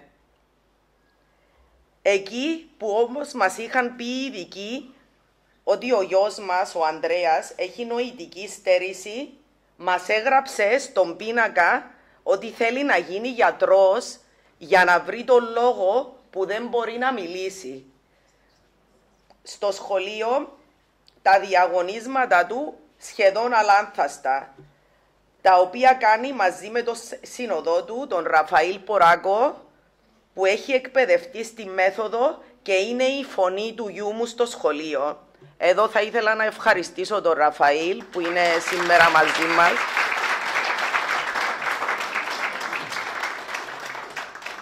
Γράφει εκθέσεις, ξέρει αγγλικά, που όπως μας είπε τα έμαθε μόνος του από το διαδίκτυο. Ξέρει για την επικαιρότητα. Του δείχνω μια σελίδα από ένα βιβλίο και σαν να και τη σκανάρει και μου δείχνει πάνω στην καρτέλα την περίληψη. Στα μαθηματικά δε είναι σαν υπολογιστική. απίστευτο τι μπορεί να κάνει. Θυμόταν τα πάντα, τις διακοπές που πήγαμε όταν ήταν 4, τα χωριά καταγωγής των παππούδων του, ακόμη και τον ταχυδρομικό κώδικα του προηγούμενου μας σπιτιού. Όταν το δει κάποιος, το γιο μου, και δεν ξέρει, όπως σας έχει εξηγήσει και η Μαρία, για την αποσύνδεση του εγκεφάλου από το σώμα και την απραξία, δεν δίνει καθόλου την εντύπωση ότι κάνει αυτά που κάνει. Βγάζει κραυγές, έχει στερεοτυπίες και γενικά όλα τα χαρακτηριστικά του αυτισμού. Ποτέ δεν πρέπει να διαβάζουμε τη γλώσσα του σώματος στα αυτιστικά παιδιά, γιατί δεν έχει καμία σημασία και ούτε είναι ενδεικτική για το νοητικό τους επίπεδο. Η μέθοδος spelling to communicate δεν ήταν απλώς ένα εργαλείο επικοινωνίας για την οικογένειά μας. Ήταν η γέφυρα που μας ένωσε ξανά. Έσωσε το γιο μας από τη φυλακή της σιωπής και μαζί το μέλλον της οικογένειάς μας. Μέσα από αυτή βρήκαμε τον τρόπο να δούμε πέρα από τις δυσκολίες, να ακούσουμε τη φωνή του γιού μας και να καταλάβουμε τον κόσμο του. Μας έδωσε ένα νέο λεξιλόγιο αγάπης, κατανόησης και ελπίδας. Και γι' αυτό θα είμαστε πάντα ευγνώμονες, γιατί μπορούμε, και θα το πω, πλέον να ονειρευόμαστε ότι ο γιος μας με την κατάλληλη στήριξη ίσως μπορέσει να φοιτήσει και στο πανεπιστήμιο. Σας ευχαριστώ.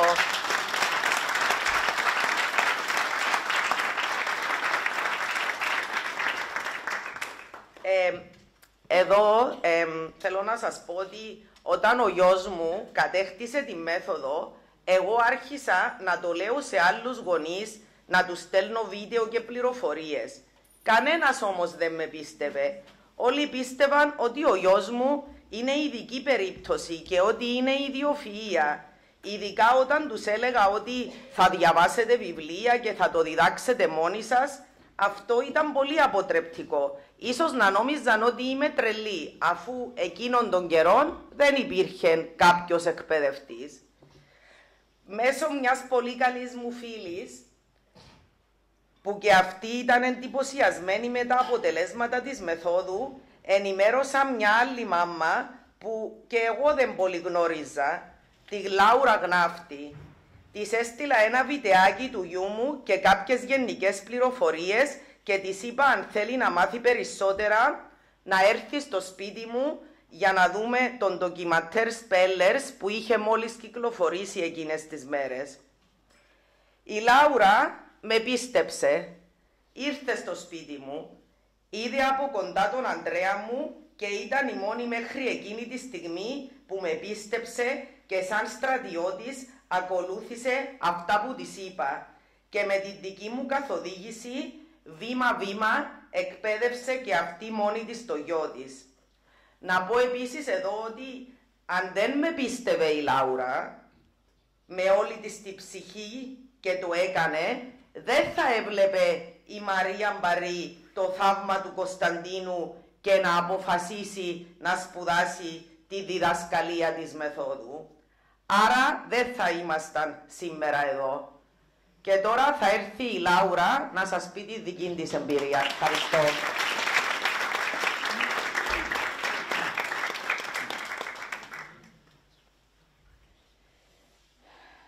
Καλησπέρα και από μένα.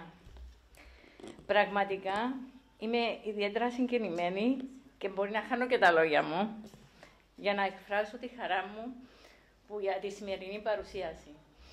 Εδώ αξίζει να πω ένα μεγάλο μπράβο στη Μαρία Μπαρή, που με τη δική της πίστη και σκληρή δουλειά καταφέραμε σήμερα να μιλάμε για ένα αριθμό παιδιών που κατέχτησαν και για κάποια άλλα που εκπαιδεύονται στο spelling και στην Κύπρο. Ο γιος μου είναι σχεδόν 14 χρονών, φοιτά στην πρώτη γυμνασίου και δεν μιλά. Στην ηλικία των 2,5 χρονών, όπως όλοι, είχα μια διάγνωση στα χέρια. Ο κόσμος μου κατέρευσε. Από εκεί και πέρα ξεκίνησε ένας μαραθώνιος από θεραπείες που όλοι γνωρίζουμε. Κάναμε τα πάντα και ό,τι ακούγαμε και ό,τι βλέπαμε.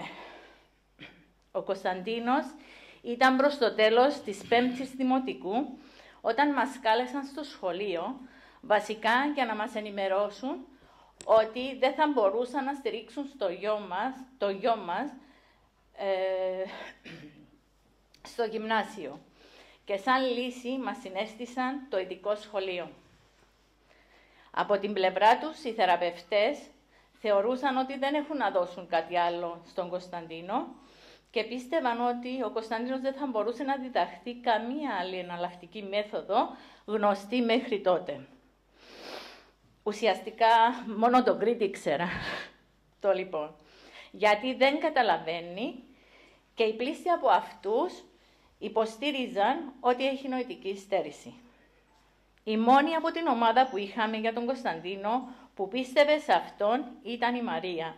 Μαζί έκαναν ειδική εκπαίδευση.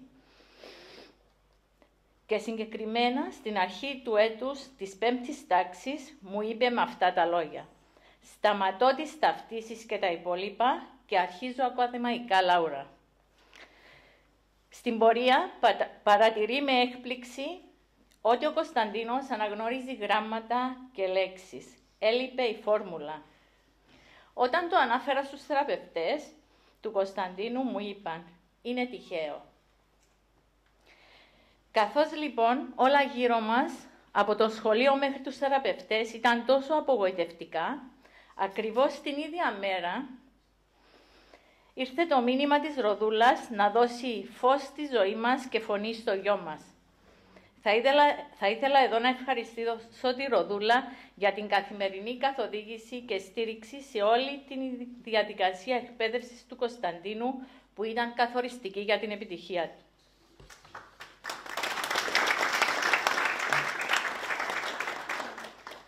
Όταν για πρώτη φορά συνάντησα τον Ανδρέα, το γιο της, μου πήρε το χέρι, με κοίταξε και έγραψε στην καρτέλα ότι ο Κωνσταντίνος πρέπει να προσπαθήσει με το spelling και θα τα καταφέρει. Ένιωσα τόση ταραχή σαν να με χτύπησε κεραυνός. Όμως πίστεψα βαθιά στον Ανδρέα και θα ήθελα να τον ευχαριστήσω από τα βάθη της καρδιάς μου.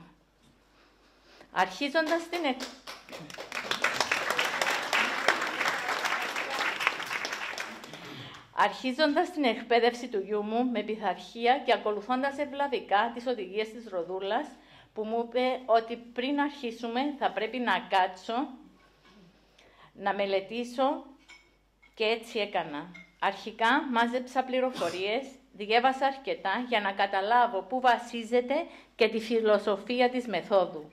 Εδώ οφείλω να παρατηρήσω ότι όταν άρχισα τα μαθήματα ήμουν συγκρατημένη. Και έλεγα στη Ροδούλα, όταν αυτή έλεγε «Κοίταξε Λάουρα, πρέπει να κάνεις κείμενα στην ηλικία των 12 ετών και όχι παιδικά». Και εγώ απαντούσα «Ροδούλα, εγώ θέλω μια απλή επικοινωνία για τις καθημερινές ανάγκες του Κωνσταντίνου και δεν με ενδιαφέρουν οι γνώσεις». Πόσο λάθος ήμουν τελικά. Με την κατάκτηση του spelling είδαμε ότι υπάρχει γλώσσα, έκφραση, γνώση, αστήρευτο χιούμορ, μια διπλωματία που να μπορεί να χειρίζεται μια συζήτηση και να λέει τη γνώμη του, ακόμα και ίνδρικες μπορεί να καταστρώσει. Πραγματικά δεν υπάρχουν λόγια να περιγράψω τα συναισθήματα όλης της οικογένειάς μας. Ζούμε σε ένα όνειρο, σε έναν άλλο δικό μας κόσμο. Μετά την κατάκτηση του spelling κύλησαν όλα γρήγορα. Ο Κωνσταντίνος ξεκινά το Σεπτέμβρη του 2023 την 6η τάξη με άλλα δεδομένα και όχι ως παρατηρητής που ήταν πριν. Με τον εκπαιδευμένο συνοδό του και να είναι μέσα στην τάξη του κανονικά, να παρακολουθεί όλα τα μαθήματα, τα διαγωνίσματα, τις αξιολογήσεις, τα IQ test και μάλιστα στα αγγλικά, λόγω του ότι το σχολείο του είναι αγγλόφωνο. Οι αντιδράσεις από το σχολείο τελείως διαφορετικές. Πλέον ζούσαν ένα θαύμα, όπως μου έλεγαν, και συνεχίζουν να λένε. Αντί θεραπείων, τώρα κάνει φροντιστήριο τα φιλολογικά του. Όλα αυτά μπορούν να τα κατακτήσουν όλα τα παιδιά στο φάσμα του αυτισμού στο δικό τους χρόνο. Το σημαντικό είναι να πιστέψουμε σε αυτά, να τους το λέμε, να ανεβάζουμε την αυτοπεποίθησή τους, να τους θεωρήσουμε ίσους συνομιλητές. Πραγματικά, μετά την κατάκτηση του spelling, θεωρώ ότι έχω μπροστά μου ένα νευροτυπικό γιο και έτσι του συμπεριφέρουμε, τίποτα λιγότερο. Στο spelling, η εμπλοκή του γονιού είναι το α και το ω. Επίσης, εξίσου σημαντική και καθοριστική σημασίας είναι η συμβολή του συνοδού, γιατί ουσιαστικά είναι η γέφυρα επικοινωνίας του παιδιού με το σχολείο και πολλά άλλα που αποτελεί ένα μεγάλο κομμάτι στη ζωή των παιδιών μας. Σε αυτό το σημείο θα ήθελα να ευχαριστήσω τον συνοδό μας, Τάσο Αναστασίου, για τη συμβολή του και στην επιτυχημένη φοιτηση του Κωνσταντίνου στο σχολείο. Όταν υπάρχει πίστη και όραμα, η επιτυχία είναι δεδομένη. Θα ήθελα να συμπληρώσω και κάτι τελευταίο. Στην προσπάθεια ενημέρωσης της ύπαρξης της μεθόδου σε διάφορους οργανισμούς, αρμόδιους και συνδέσμους, οφείλω να παρατηρήσω ότι βρήκαμε τις πόρτες κλειστές. Πολύ λυπηρό έως και τραγικό. Ο μόνος σύνδεσμος που ανταποκρίθηκε και στήριξε και είναι αρρωγός στην προσπάθεια μας αυτή είναι ο σύνδεσμος Αγκαλιά Ελπίδας και θα θέλαμε να τον ευχαριστήσουμε. Σας ευχαριστώ πάρα πολύ.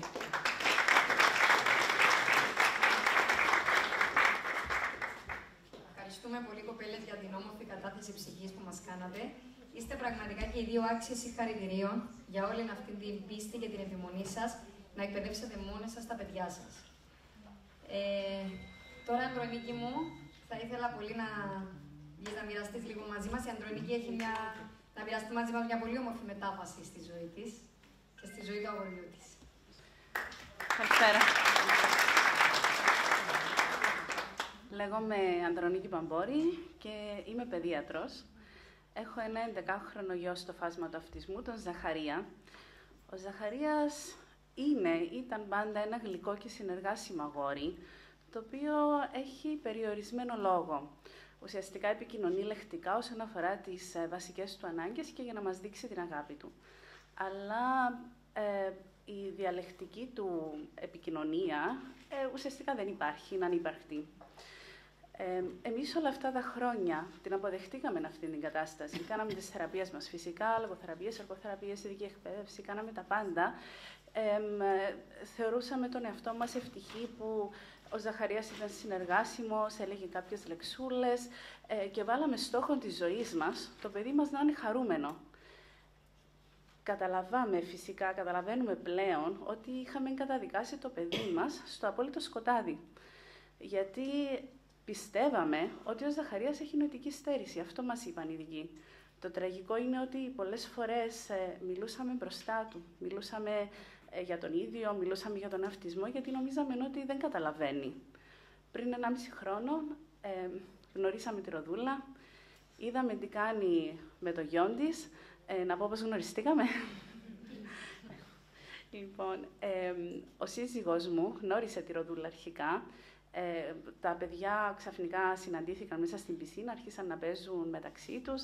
Η Ροδούλα είπε στον σύζυγό μου ότι κάνω αυτό με το γιο μου, ο οποίος μου το μετέφερε. Λέω κι εγώ, εντάξει, τι είναι αυτό, δεν ξέρω. Μα εμάς μιλάει η Δημοσθένη μου, λέει κάποιες λέξεις. Γιατί να δείχνει γράμματα, δεν είχα καταλάβει. Η Ροδούλα επέμενε. Ζήτησε να μου μιλήσει, δεν μπορούσα, ήμουνα στη δουλειά, ξανατηλεφώνησε και κάποια στιγμή μιλήσαμε στο τηλέφωνο. Μου εξήγησε περί τίνος πρόκειται και επέμενε. Μου λέει, θέλω να έρθεις στο σπίτι μου και θέλω να δεις τι κάνω με το γιο μου. Και εννοείται ότι όταν πήγαμε στο σπίτι της και είδαμε τι κάνει με το γιο της, εκπλαγήκαμε. Εγώ προσωπικά έπαθα σοκ. Σε ευχαριστώ. Η Ροδούλα πλέον είναι αγαπημένη φίλη μου και δεν της το είχα πει ποτέ μέχρι τώρα. Το φύλαγα για τώρα. Μου έχει κάνει το μεγαλύτερο δώρο της ζωής μου, σχεδόν με το ζόρι. Άλλαξε στη ζωή μας, Ροδούλα.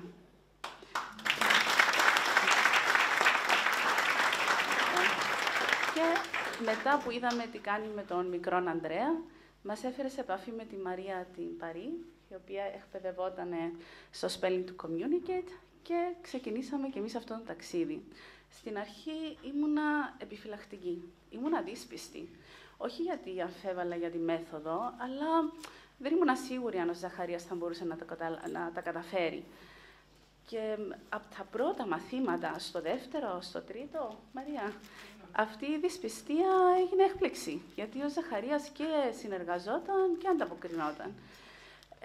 Σιγά σιγά έγινε χαρά, έγινε ενθουσιασμός, δηλαδή περίμενα πώς και πώς να έρθει το επόμενο μάθημα, ειδικά στο τέλος του μαθήματος. Πάντα στο τέλος του μαθήματος η Μαρία του έκανε μετά από λίγο καιρό open ερωτήσεις ή ερωτήσεις κρίσεως. Δυσκολευόταν φυσικά.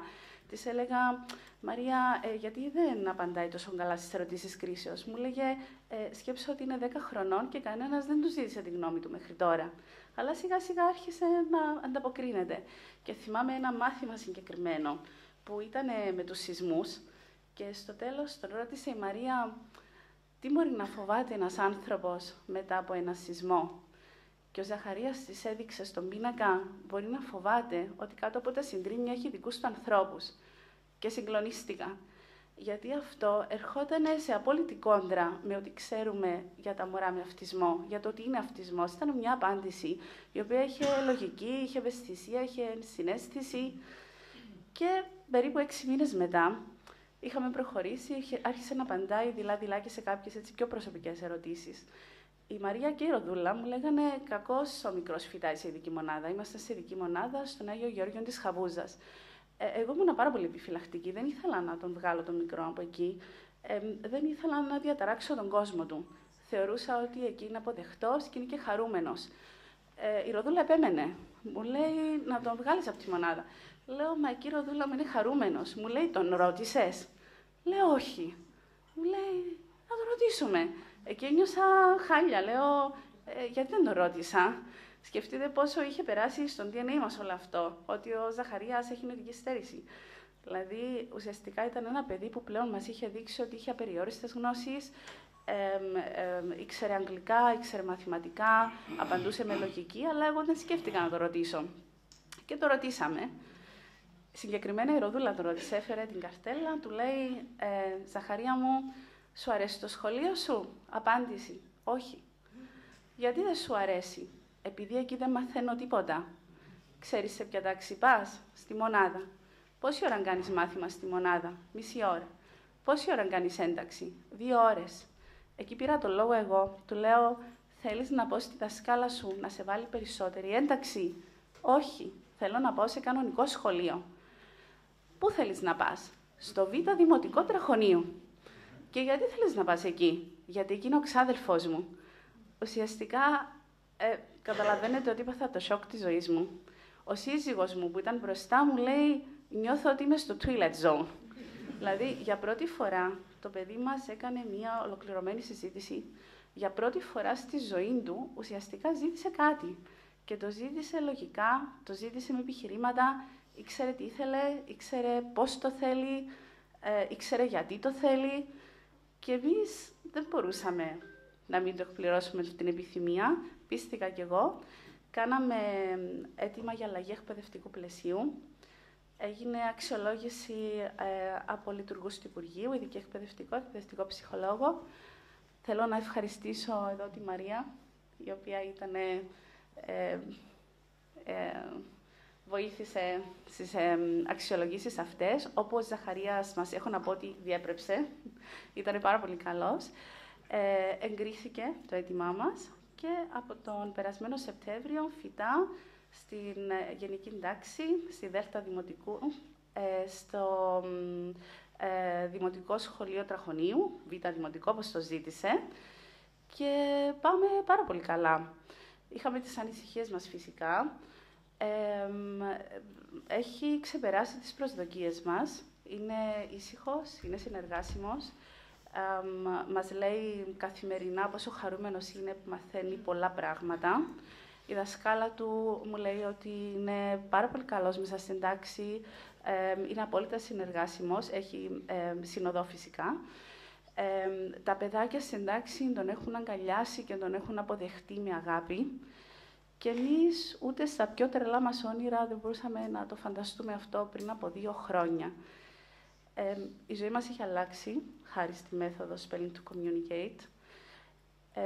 Θεωρώ ότι το μεγαλύτερο αγκάθι στην καρδιά του κάθε γονιού που έχει παιδί στο φάσμα του αυτισμού είναι να μην ξέρεις τι θέλει το παιδί σου. Γιατί το παιδί μου κλαίει, μήπως πονάει, τι σκέφτεται, ποια είναι τα θέλω του. Και αυτό ήταν το σημαντικότερο που κερδίσαμε εμείς από αυτή τη μέθοδο. Εκπληρώσαμε την επιθυμία του παιδιού μας, έγινε μετάβαση στη γενική τάξη, ξέρουμε πια τι θέλει, μαθαίνουμε σιγά σιγά το χαρακτήρα του, ποιος είναι, την προσωπικότητά του και είμαστε πιο αισιόδοξοι για το μέλλον. Αυτό. Και θέλω να ξαναευχαριστήσω τη Μαρία που με τόση ευαισθησία και αγάπη και δυναμισμό μας προσέφερε, δίδαξε τον Ζαχαριάν αυτήν τη μέθοδο και Ροδούλα, σ' αγαπώ. Σ' αγαπώ.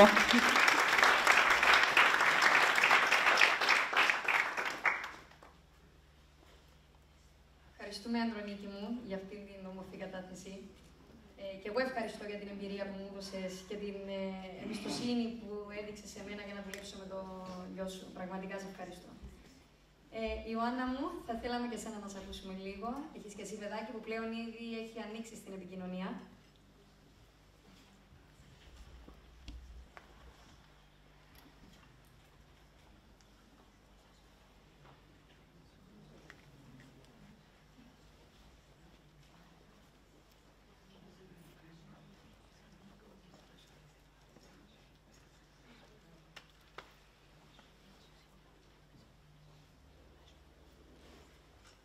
Έχω και εγώ ένα 10χρονο αγοράκι, το Χάρη. Και εγώ πρώτο άκουσα από τη Λάβορα και τη Ροδούλα τη μέθοδο. Και οι δύο μου έλεγαν ότι αν ο Χάρης δεν πετύχει, δεν φταίει ο Χάρης, αλλά εγώ. Και είχαν απόλυτο δίκιο. Στην αρχή προσπάθησα, μου έδειξαν η Ροδούλα και η Λάουρα τη μέθοδο. Προσπάθησα πέρσι από μόνη μου να ξεκινήσω τη μέθοδο.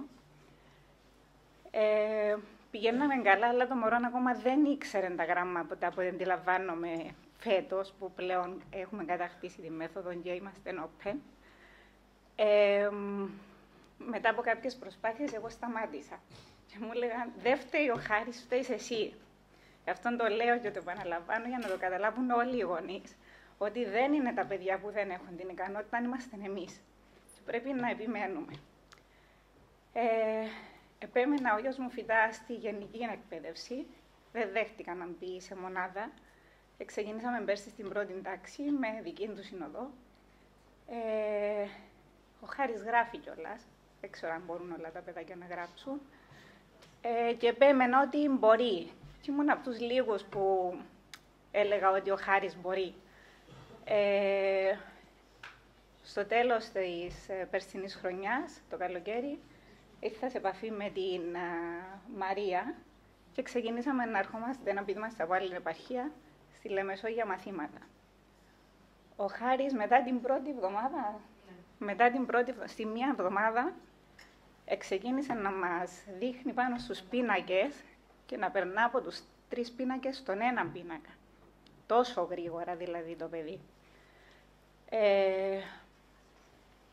Στον ένα μήνα μην είχαμε περάσει αποκλειστικά στον, περίπου, ναι, κοντά στον ένα μήνα, στον έναν πίνακα και πλέον απαντά στα πάντα. Να τονίσω επίσης ότι αυτό που είπαν πιο πριν, ακούνε τα πάντα, ίσως έχουν την τάση να μην πιστεύουν στον εαυτό τους, οπότε η εθάρρυνση είναι πάρα πολύ σημαντική. Το που βίωσα εγώ σε κάποια φάση με το γιο μου ήταν ότι ενώ άνοιξε, ξαφνικά έκλεισε. Και λέω, ρε παιδί μου, τι συνέβηκε και έκλεισε. Άκουσε από κάποιο κοντινό του άτομο ότι είμαι συγκρατημένα αισιόδοξος. Το παιδί με το που άκουσε αυτή τη φράση έκλεισε παντελώς. αρνείται να απαντήσει σε ερωτήσεις. Και εγώ του έλεγα, μα Χάρη μου, είσαι καταπληκτικός, μα, έκλεισε. Μέχρι που βρέθηκε έναν άλλο άνθρωπο στη ζωή του, να δει τη μέθοδο και να ρωτήσει ο Χάρης το τρίτον άτομο, πώς με είδες. Και όταν το τρίτον άτομο απάντησε, μα είσαι καταπληκτικός, ο Χάρης από εκείνη τη στιγμή και μετά ξανά άνοιξε να απαντά στα πάντα. Είτε αυτό είναι μαθησιακό, είτε είναι επικοινωνιακό, είτε είναι τι νιώθει, τι θέλει. Πλέον πάει, πιάνει την καρτέλα από το σπίτι, έρχεται, μου τη φέρνει και του λέω, αγάπη μου, τι θέλεις να μου πεις. Ας πούμε, μπορεί να μου πει, θέλω να πάω στην Αγία Βριέννη, θέλω να πάμε στο πάρκο των χρωμάτων, νιώθω αυτό, πονώ το λαιμό μου, πονώ το αυτί μου. Οπότε έχουμε μια πλήρη επικοινωνία για πώς νιώθει, τι θέλει να κάνει. Αυτά. Οπότε χαρίνετε τα παιδιά σας τα πάντα. Το α και το μέλλον. Ευχαριστούμε, Ιωάννα μου. Ευχαριστούμε. Ναγιά μου.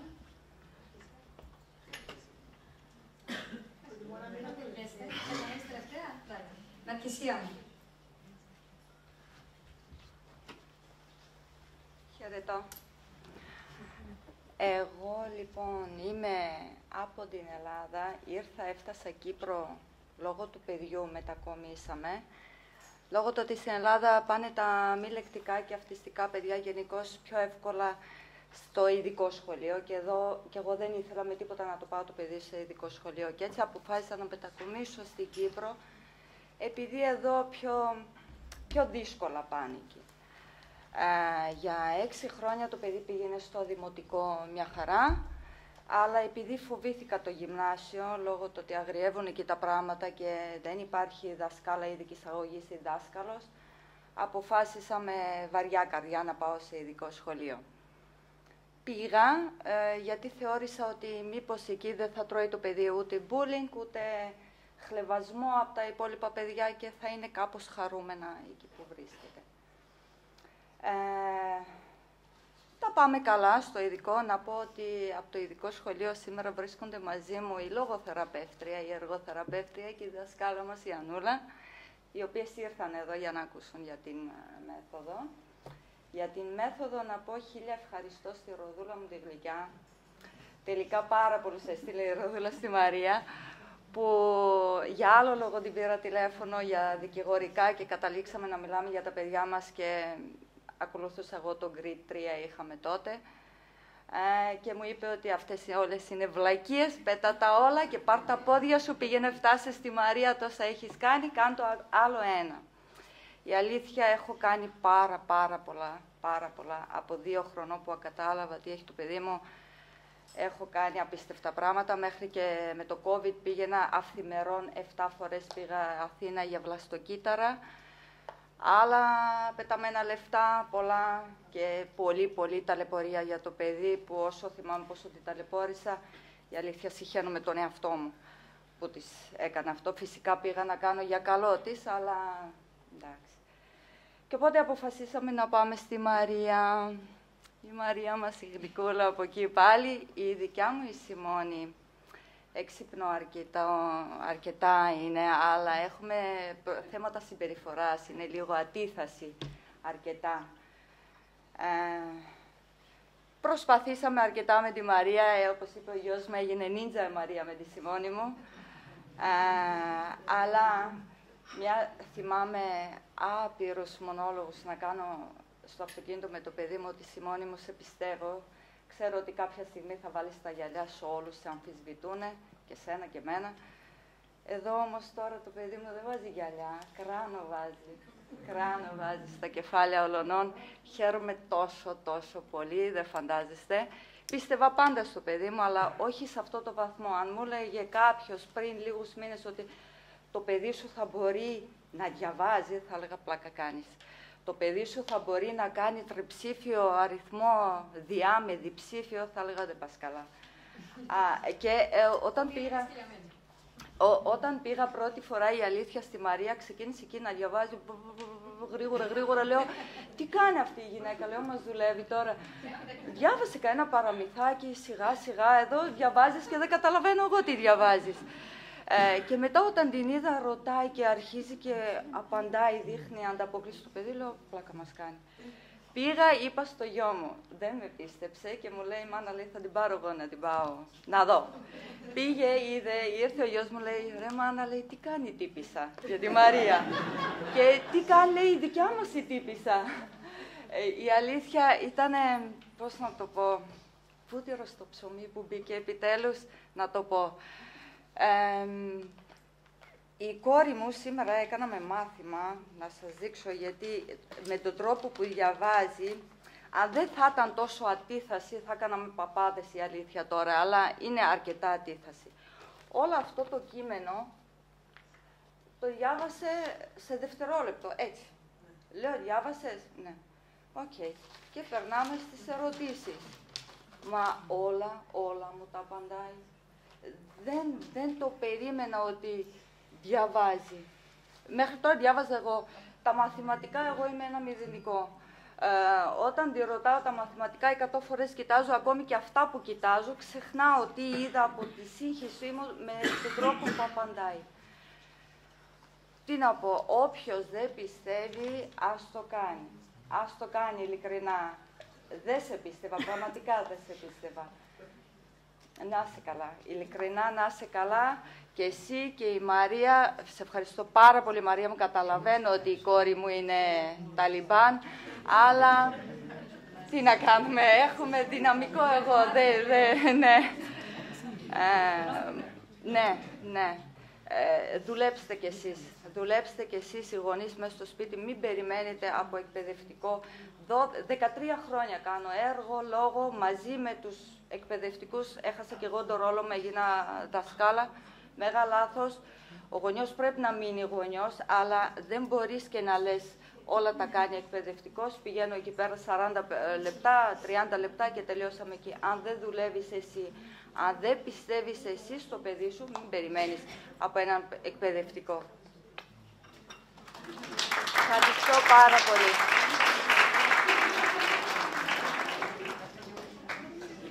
Ευχαριστούμε Αναστασία μου πολύ για αυτές τις όμορφες εμπειρίες που μοιράστηκες μαζί μας. Να μας μιλήσει και η Νάγια, είναι η τελευταία μαρτυρία για απόψε. Και είμαι σίγουρη έχει πολλά να μας πει. Νομίζω ότι η Ναρκίση έχει λάθος ότι εκπαίδευσε τη Μαρία. Εγώ την εκπαίδευσα πρώτη με τον Ανδρέα. Νομίζω η Μαρία έγινε. Λογάρια έκανα μεγάλα τα γραμματά για να μην φορέσω γυαλιά. Αλλά μετά τις μαρτυρίες όλων των γονιών εθολώσα λίγο τα μάτια μου και πρέπει να βάλω τα γυαλιά μου. Το δικό μας ταξίδι στον κόσμο του spelling άρχισε πριν από ακριβώς ένα χρόνο. Ήταν σαν μια διαδρομή σε τρενάκι του Λούνα Πάρκ. Γεμάτη απότομες στροφές, καμπανεβάσματα και στιγμές που ένιωθα πως πετούσα, αλλά και στιγμές που φοβόμουν την πτώση. Η απόφαση να δοκιμάσουμε τη μέθοδο spelling του communicate ήταν γεμάτη αμφιβολίες. Η Ροδούλα προσπαθούσε επί 2 χρόνια να με πείσει για τη μέθοδο, χωρίς αποτέλεσμα. Για χρόνια βολευόμουν με εκείνα που ήξερα. Πίστευα ότι ο Ανδρέας καταλαβαίνει μόνο με εικόνες. Με τη διαφοροποίηση μαθημάτων μέσω συμβολογράφου και τη χρήση του grid, τεχνικές που θεωρούσα ότι βοηθούσαν. Στο δημοτικό στη γενική τάξη δουλεύαμε έτσι για 6 χρόνια. Με είχαν πείσει ότι ο γιος μου σκεφτόταν με εικόνες και ότι ποτέ δεν θα μπορούσε να εκφραστεί όπως εγώ ή εσείς. Πόσες φορές το ρώτησα, πώς σε λένε, πώς λένε τον αδερφό σου, πώς λένε την αδερφή σου, πες μου θέλω νερό, πέτα, μπάλα. Ξέρω ότι πολλοί ταυτίζεστε μαζί μου αυτή τη στιγμή. Πραγματικά τώρα απορώ πώς με άντεχε τόσα χρόνια να επαναλαμβάνω τα ίδια και να χαίρομαι που έλεγε ξανά το όνομά του.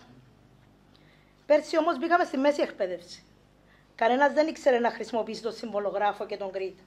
Και εγώ πλέον δεν ήμουν εκεί για να διαφοροποιώ για εκείνον όπως ήμουν στο δημοτικό.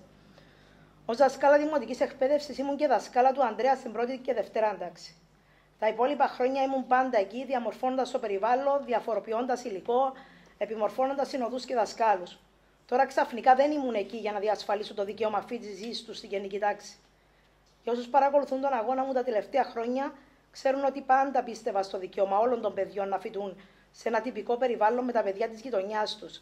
Και τότε που πίστευα ότι ο Ανδρέας είχε νοητική αναπηρία, αλλά και τώρα που ξέρω ότι είναι διάνοια. δείχνοντας το τι γράφει ο Ανδρέας στην ανοιχτή επικοινωνία σε μια νέα συνάδελφο που δεν αναγνώριζε τον αγώνα μου, μου είπε τώρα καταλαβαίνω γιατί αγωνίζεσαι με τόσο πάθος. Όχι, της απάντησα. Δεν αγωνίζομαι τώρα που κατάλαβα σε ποιο επίπεδο φτάνουν οι δυνατότητες του Ανδρέα. Αγωνιζόμουν πάντα γιατί όλα τα παιδιά έχουν το δικαίωμα, ανεξάρτητα ικανοτήτων, να ανήκουν στο σύνολο. Να μην είναι σε διαχωριστικά πλαίσια, γιατί απλά κάποιος έκρινε ότι δεν μπορούν. Αυτό σαν παρένθεση, γιατί είναι σημαντικό οι γονείς να γνωρίζουν ότι τα παιδιά τους έχουν δικαίωμα να εκπαιδεύονται με τα άλλα παιδιά και δεν πρέπει να ζητείτε να αποδείξουν ότι μπορούν, όπως δεν ζητείτε από κανένα παιδί τυπικής ανάπτυξης να αποδείξει κάτι για να διασφαλίσει το δικαίωμα του ανήκει. Στη μέση εκπαίδευση, λοιπόν, από τον πρώτο μήνα, δόθηκε η εντολή να τον αξιολογήσουν για να αποδείξουν ότι δεν μπορεί. Ανοίχτηκε φάκελος για να μπαίνουν μέσα όλα τα διαγωνίσματα στα οποία είχε αποτύχει, για να έχουν στοιχεία να τον βγάλουν από την γενική τάξη. Έπρεπε να βρω τρόπο να αποδείξει ότι μπορεί. Και αυτή η μέθοδος ήταν η τελευταία μου ελπίδα για να τον κρατήσω σε ένα γενικό σχολείο και να μην το βάλω σε έναν ίδρυμα για το υπόλοιπο της ζωής του. Δεν θα έπρεπε να είναι έτσι τα πράγματα και δεν εύχομαι σε κανένα γονιό να βιώσει τα συναισθήματα που ένιωθα εγώ εκείνη την περίοδο με την άρνηση των καθηγητών να συμπεριλάβουν τον Ανδρέα στην εκπαιδευτική διαδικασία, αλλά αν δεν γινόταν αυτό, ίσως ακόμα να βολευόμουν στο ότι ο γιος μου σκέφτεται με εικόνες και να το διδάσκω με ιερογλυφικά. Έτσι αποκαλεί τα σύμβολα του Γκριτ και του συμβολογράφου η φίλη μου η Ροδούλα. Να του μιλώ αργά και σταθερά και να νομίζω ότι οι νοητικές του ικανότητες και δυνατότητες είναι περιορισμένες. Spelling to communicate. Θα είχε ένα αποτέλεσμα. Μήπως έβαζα τον Ανδρέα σε μια ακόμα διαδικασία που θα τον απογοήτευε. Τα πρώτα μαθήματα ήταν δύσκολα. Κάθε λέξη που προσπαθούσε να γράψει απαιτούσε τεράστια προσπάθεια, όχι μόνο από εκείνον, αλλά και από μένα και από τη Μαρία. Ήμουν εκεί προσπαθώντας να βρω τρόπους μαζί με τη Μαρία να το βοηθήσουμε να ελέξει έναν απίθαρχο σώμα. Βάζαμε τραπεζομάντιλο στο θρανείο για να μην το καθαρίζει. Αγοράζαμε αυτοκινητάκια, έκαναμε μεγάλη συλλογή. Και άλλα παιχνίδια για να του δίνουμε ως επιβράβευση. Πολλές φορές καθόμουν κάτω στο πάτωμα μπροστά από την καρέκλα του για να ρυθμίσω το σώμα του για να μπορέσει η Μαρία να συνεχίσει το μάθημα. Υπήρχαν στιγμές δύσκολες. Η διαδικασία αυτή δεν ήταν χωρίς εμπόδια. Υπήρχαν φορές που ο Ανδρέας ένιωθε κουρασμένος, που η υπομονή μας δοκιμαζόταν. Τα πρώτα σημάδια όμως δεν άρχισαν να φανούν. Άρχισε να έχει ευστοχία στα γράμματα. Ήμουν εκεί, άκουγα το κείμενο που διάβαζε η Μαρία και δεν μπορούσα να θυμηθώ τις απαντήσεις που ο Ανδρέας με ευκολία έγραφε γράμμα στον πίνακα. Τι γίνεται τώρα? Μήπως τελικά εκείνη η τρελή φίλη είχε δίκαιο? Μήπως τελικά ο γιος μου είναι όπως όλους εκείνους που βλέπω στα βίντεο να απαντούν σε κάθε ερώτηση χρησιμοποιώντας το πινακάκι? Τα πρώτα βίντεο να το δείχνω στην οικογένεια με δυσπιστία. Βλέπετε κι εσείς εκείνο που βλέπω εγώ, πρωτόγνωρα συναισθήματα. Κάθε μάθημα εκεί μαζί του. Το βάρος της καρτέλας όμως δεν μπορούσα να το σηκώσω. Η Μαρία και η Ροδούλα επέμεναν ότι έπρεπε να πιάσω την καρτέλα. Ο ρόλος της Μαρίας κάποια στιγμή θα τελείωνε. Δεν ήταν μια παραδοσιακή λογοθεραπεία. Ήταν μια διαδικασία που είχε αρχή, μέση και τέλος. Στάδιο με 3 καρτέλες, καρτέλα με 24 γράμματα. Οι πρώτες ερωτήσεις προϋπάρχουσας γνώσης, ερωτήσεις αμυκτής επικοινωνίας. Πραγματικά ένιωθα το αίσθημα της ευθύνης για τη συνέχιση της επικοινωνίας, αλλά φοβόμουν. Θα τα κατάφερνα? Η καρτέλα θέλει σεβασμό, δεν είναι κάτι απλό. Πέρασαν 6 μήνες για να πάρω την απόφαση να εμπλακώ ως βοηθός επικοινωνίας. Διάβασα, παρακολούθησα, είδα και ένιωσα έτοιμη, γιατί ήξερα ότι όλος αυτός ο αγώνας που κάναμε θα ήταν άσκοπος αν η επικοινωνία περιοριζόταν στο δωματιάκι του spelling. Και τα καταφέραμε. Στην αρχή να μεταφράζω έτοιμα μαθήματα από τα αγγλικά στα ελληνικά για να με συνηθίσει δίπλα του. Ναι, ξέρω ότι μια μεγάλη δυσκολία για τον γονιό είναι ότι το ελεύθερο υλικό που βρίσκουμε στο διαδίκτυο είναι στα αγγλικά, αλλά μπορούμε να το μεταφράσουμε. Υπάρχουν και τα εργαλεία τεχνητής νοημοσύνης που μπορούμε να τους δώσουμε οδηγίες για το πώς να φτιάξουν ένα πλάνο μαθήματος με τον τρόπο του spelling για διάφορα θέματα, ανάλογα με την ηλικία του παιδιού μας. Όποιος θέλει τη βοήθεια μου σε αυτό μπορούμε να μιλήσουμε. Όμως τονίζω, είναι άσκοπο να μπείτε στη διαδικασία αυτή αν εσείς δεν είσαστε διαθετημένοι να γίνετε ο βοηθός επικοινωνίας του παιδιού σας. Και η επικοινωνία θα περιοριστεί μόνο στη Μαρία ή στον εκάστοτε εκπαιδευτή. Πριν 1,5 μήνα άνοιξε επικοινωνία. Από εκείνη τη στιγμή ο κόσμος μας άλλαξε. Ο Ανδρέας άρχισε να μοιράζεται τις σκέψεις στα όνειρά του. Ανακαλύψαμε σαν οικογένεια ένα παιδί γεμάτο ευαισθησία, εξυπνάδα και αγάπη για τη ζωή. Ένα παιδί που για 16 χρόνια δεν μιλούσε, ξεκίνησε να γράφει σκέψεις και να εκφράζει πνευματικές αναζητήσεις, δηλώνοντας την επιθυμία να πάρει την αναγνώριση που του αξίζει. Η σιωπή του Ανδρέα ήταν μια μορφή φυλακής. Μέσα από τη μέθοδο spelling, αισθάνομαι ότι το παιδί που έχασα με τη διάγνωση στα 2 του χρόνια επέστρεψε σε μένα. Τον τελευταίο μήνα γνωρίζω το γιο μου ξανά. Τον τελευταίο μήνα ο γιος μου γιορτάζει επειδή μπορεί να μιλήσει. Όπως μας έγραψε ο ίδιος. Τον τελευταίο μήνα...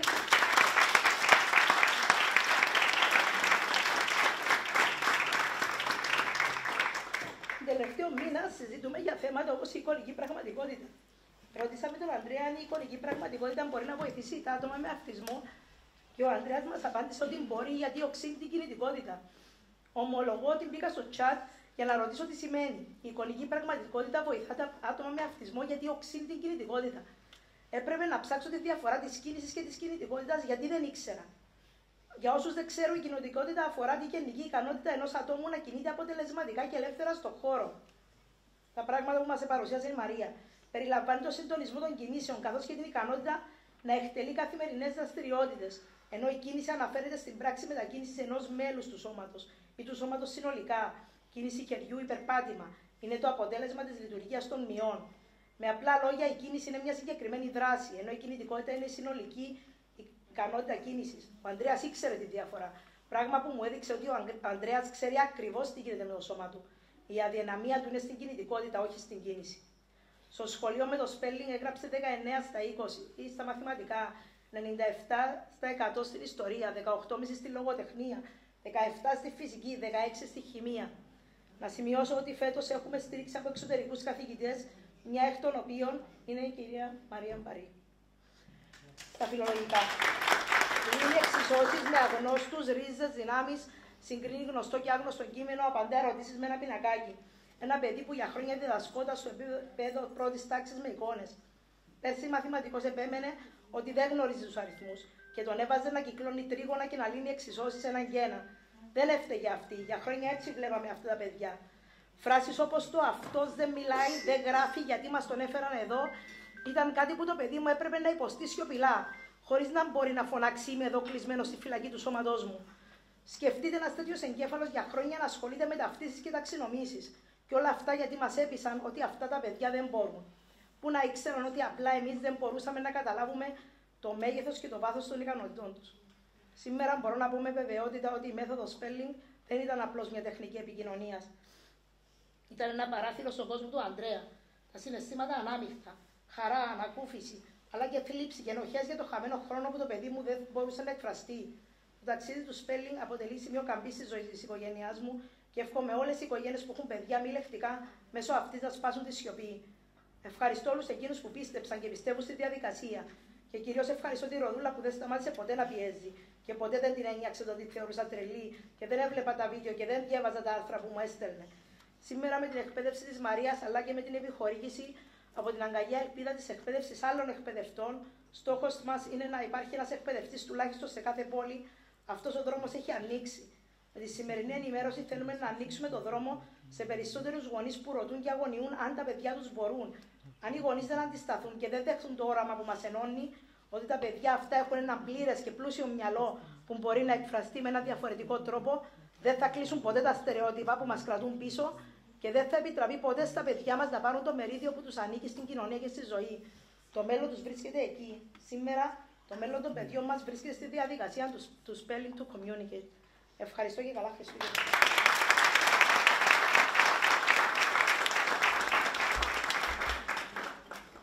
Εμείς ευχαριστούμε Νάγια μου για όλα αυτά. Νομίζω κλείνουμε έτσι με ένα ιδιαίτερα συναισθηματικά φορτισμένο κλίμα από όλες αυτές τις εμπειρίες.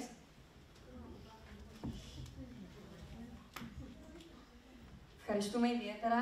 Μπορούμε να πούμε κάτι? Φυσικά. Ναι, τώρα είναι ώρα για ερωτήσεις. Όχι, είναι ερώτηση. Ό,τι θέλετε, και όποιος θέλει ανέλαβε. Ήταν πρώτα πολλά συγχαρητήρια για αυτό το χριστουγεννιάτικο δώρο. Είμαστε πολύ ευτυχία. Εγώ είμαι ειδικός. Θέλω να ρωτήσω τη Μανούλα με το παιδί που γράφει. Ναι, Ιωάννα μου. Ναι. Γράφει με στήριξη ή μόνος? Μόνος. Μάλιστα. Επειδή στη Λευκοσία... Ένα λεπτό να ξεκαθαρίσουμε εδώ.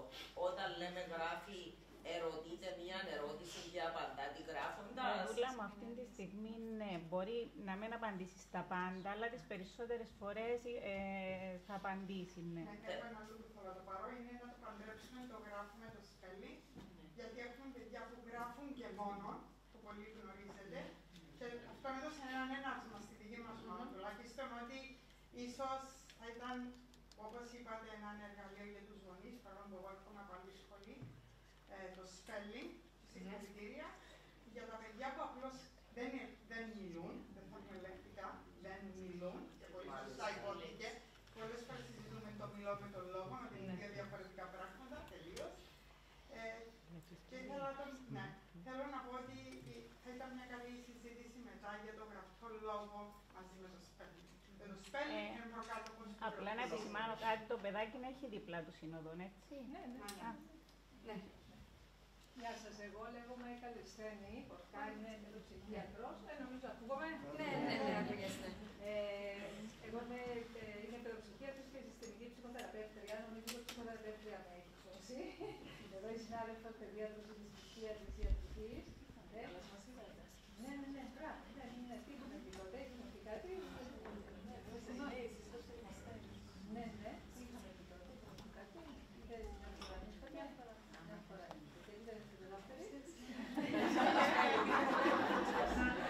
Γιατί συνήθως τώρα ξέρω ότι δεν έρχονται, δεν έχω κάτι εγώ να βελτιώσω.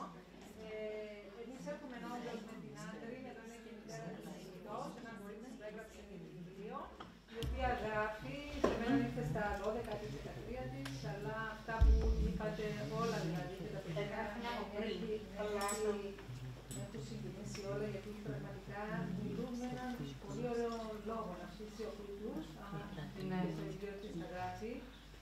Εκείνο που ψάχναμε αρκετά χρόνια, γιατί και εμείς οι ειδικοί, επειδή ασχολούμαστε με πολύ φάσμα καταστάσεων, άρα δεν μπορούμε και πολύ να τελειωθούμε στο ένα.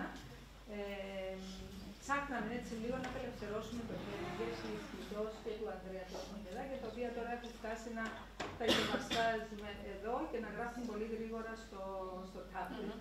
Αλλά θέλαμε κάτι που να δούμε αν μπορούν να γίνουν ακόμα πιο ανοιχτά. Να κάνουμε την κινητικότητα. Που τώρα φυσικά έχουν μάθει με αυτόν τον τρόπο. Εγώ θα μιλήσω και στα δύο τα παιδάκια για να δούμε, γιατί όντως είναι η δυσπραξία τους, όντως είναι καταλήγουμε, κάνουμε διάφορες συζητήσεις. Γιατί το περάσαμε από το ψυχολογικό, με το ψυχολογικό, εγώ πίστευα ότι, και πιστεύω ότι δεν είναι μόνο το ψυχολογικό, να εμπιστευτούν τα παιδάκια. Και πράγματι εύχομαι ότι να καταφέρουν όλα τα παιδιά να είναι δυνατόν και να εκπαιδευτούν όσο μπορούν να εκπαιδευτούν για να δοθεί ευκαιρία, γιατί είναι αυτό πάντα που πιστεύουμε ότι πίσω από αυτό που βλέπουμε αυτή την ομίχλη υπάρχει ένας πλούτος συναισθημάτων. Και χαίρομαι γιατί πολλά από αυτά που άκουσα είναι αυτά που γράφουν και τα παιδάκια που μας στα βιώματα. Για εμάς αυτή είναι η ευχή μας, πραγματικά να βγουν όσο το δυνατό περισσότερα παιδιά από τη φυλακή της σιωπής, να έχουν μια ισότιμη θέση και στην εκπαίδευση και στην κοινωνία, γιατί πιστεύω πως το κάθε παιδί μπορεί να εκπαιδευτεί. Φτάνει να του δώσουμε την ευκαιρία και τον τρόπο. Και τον χρόνο. Αυτό που είπε. Ναι, ήταν ωραίο.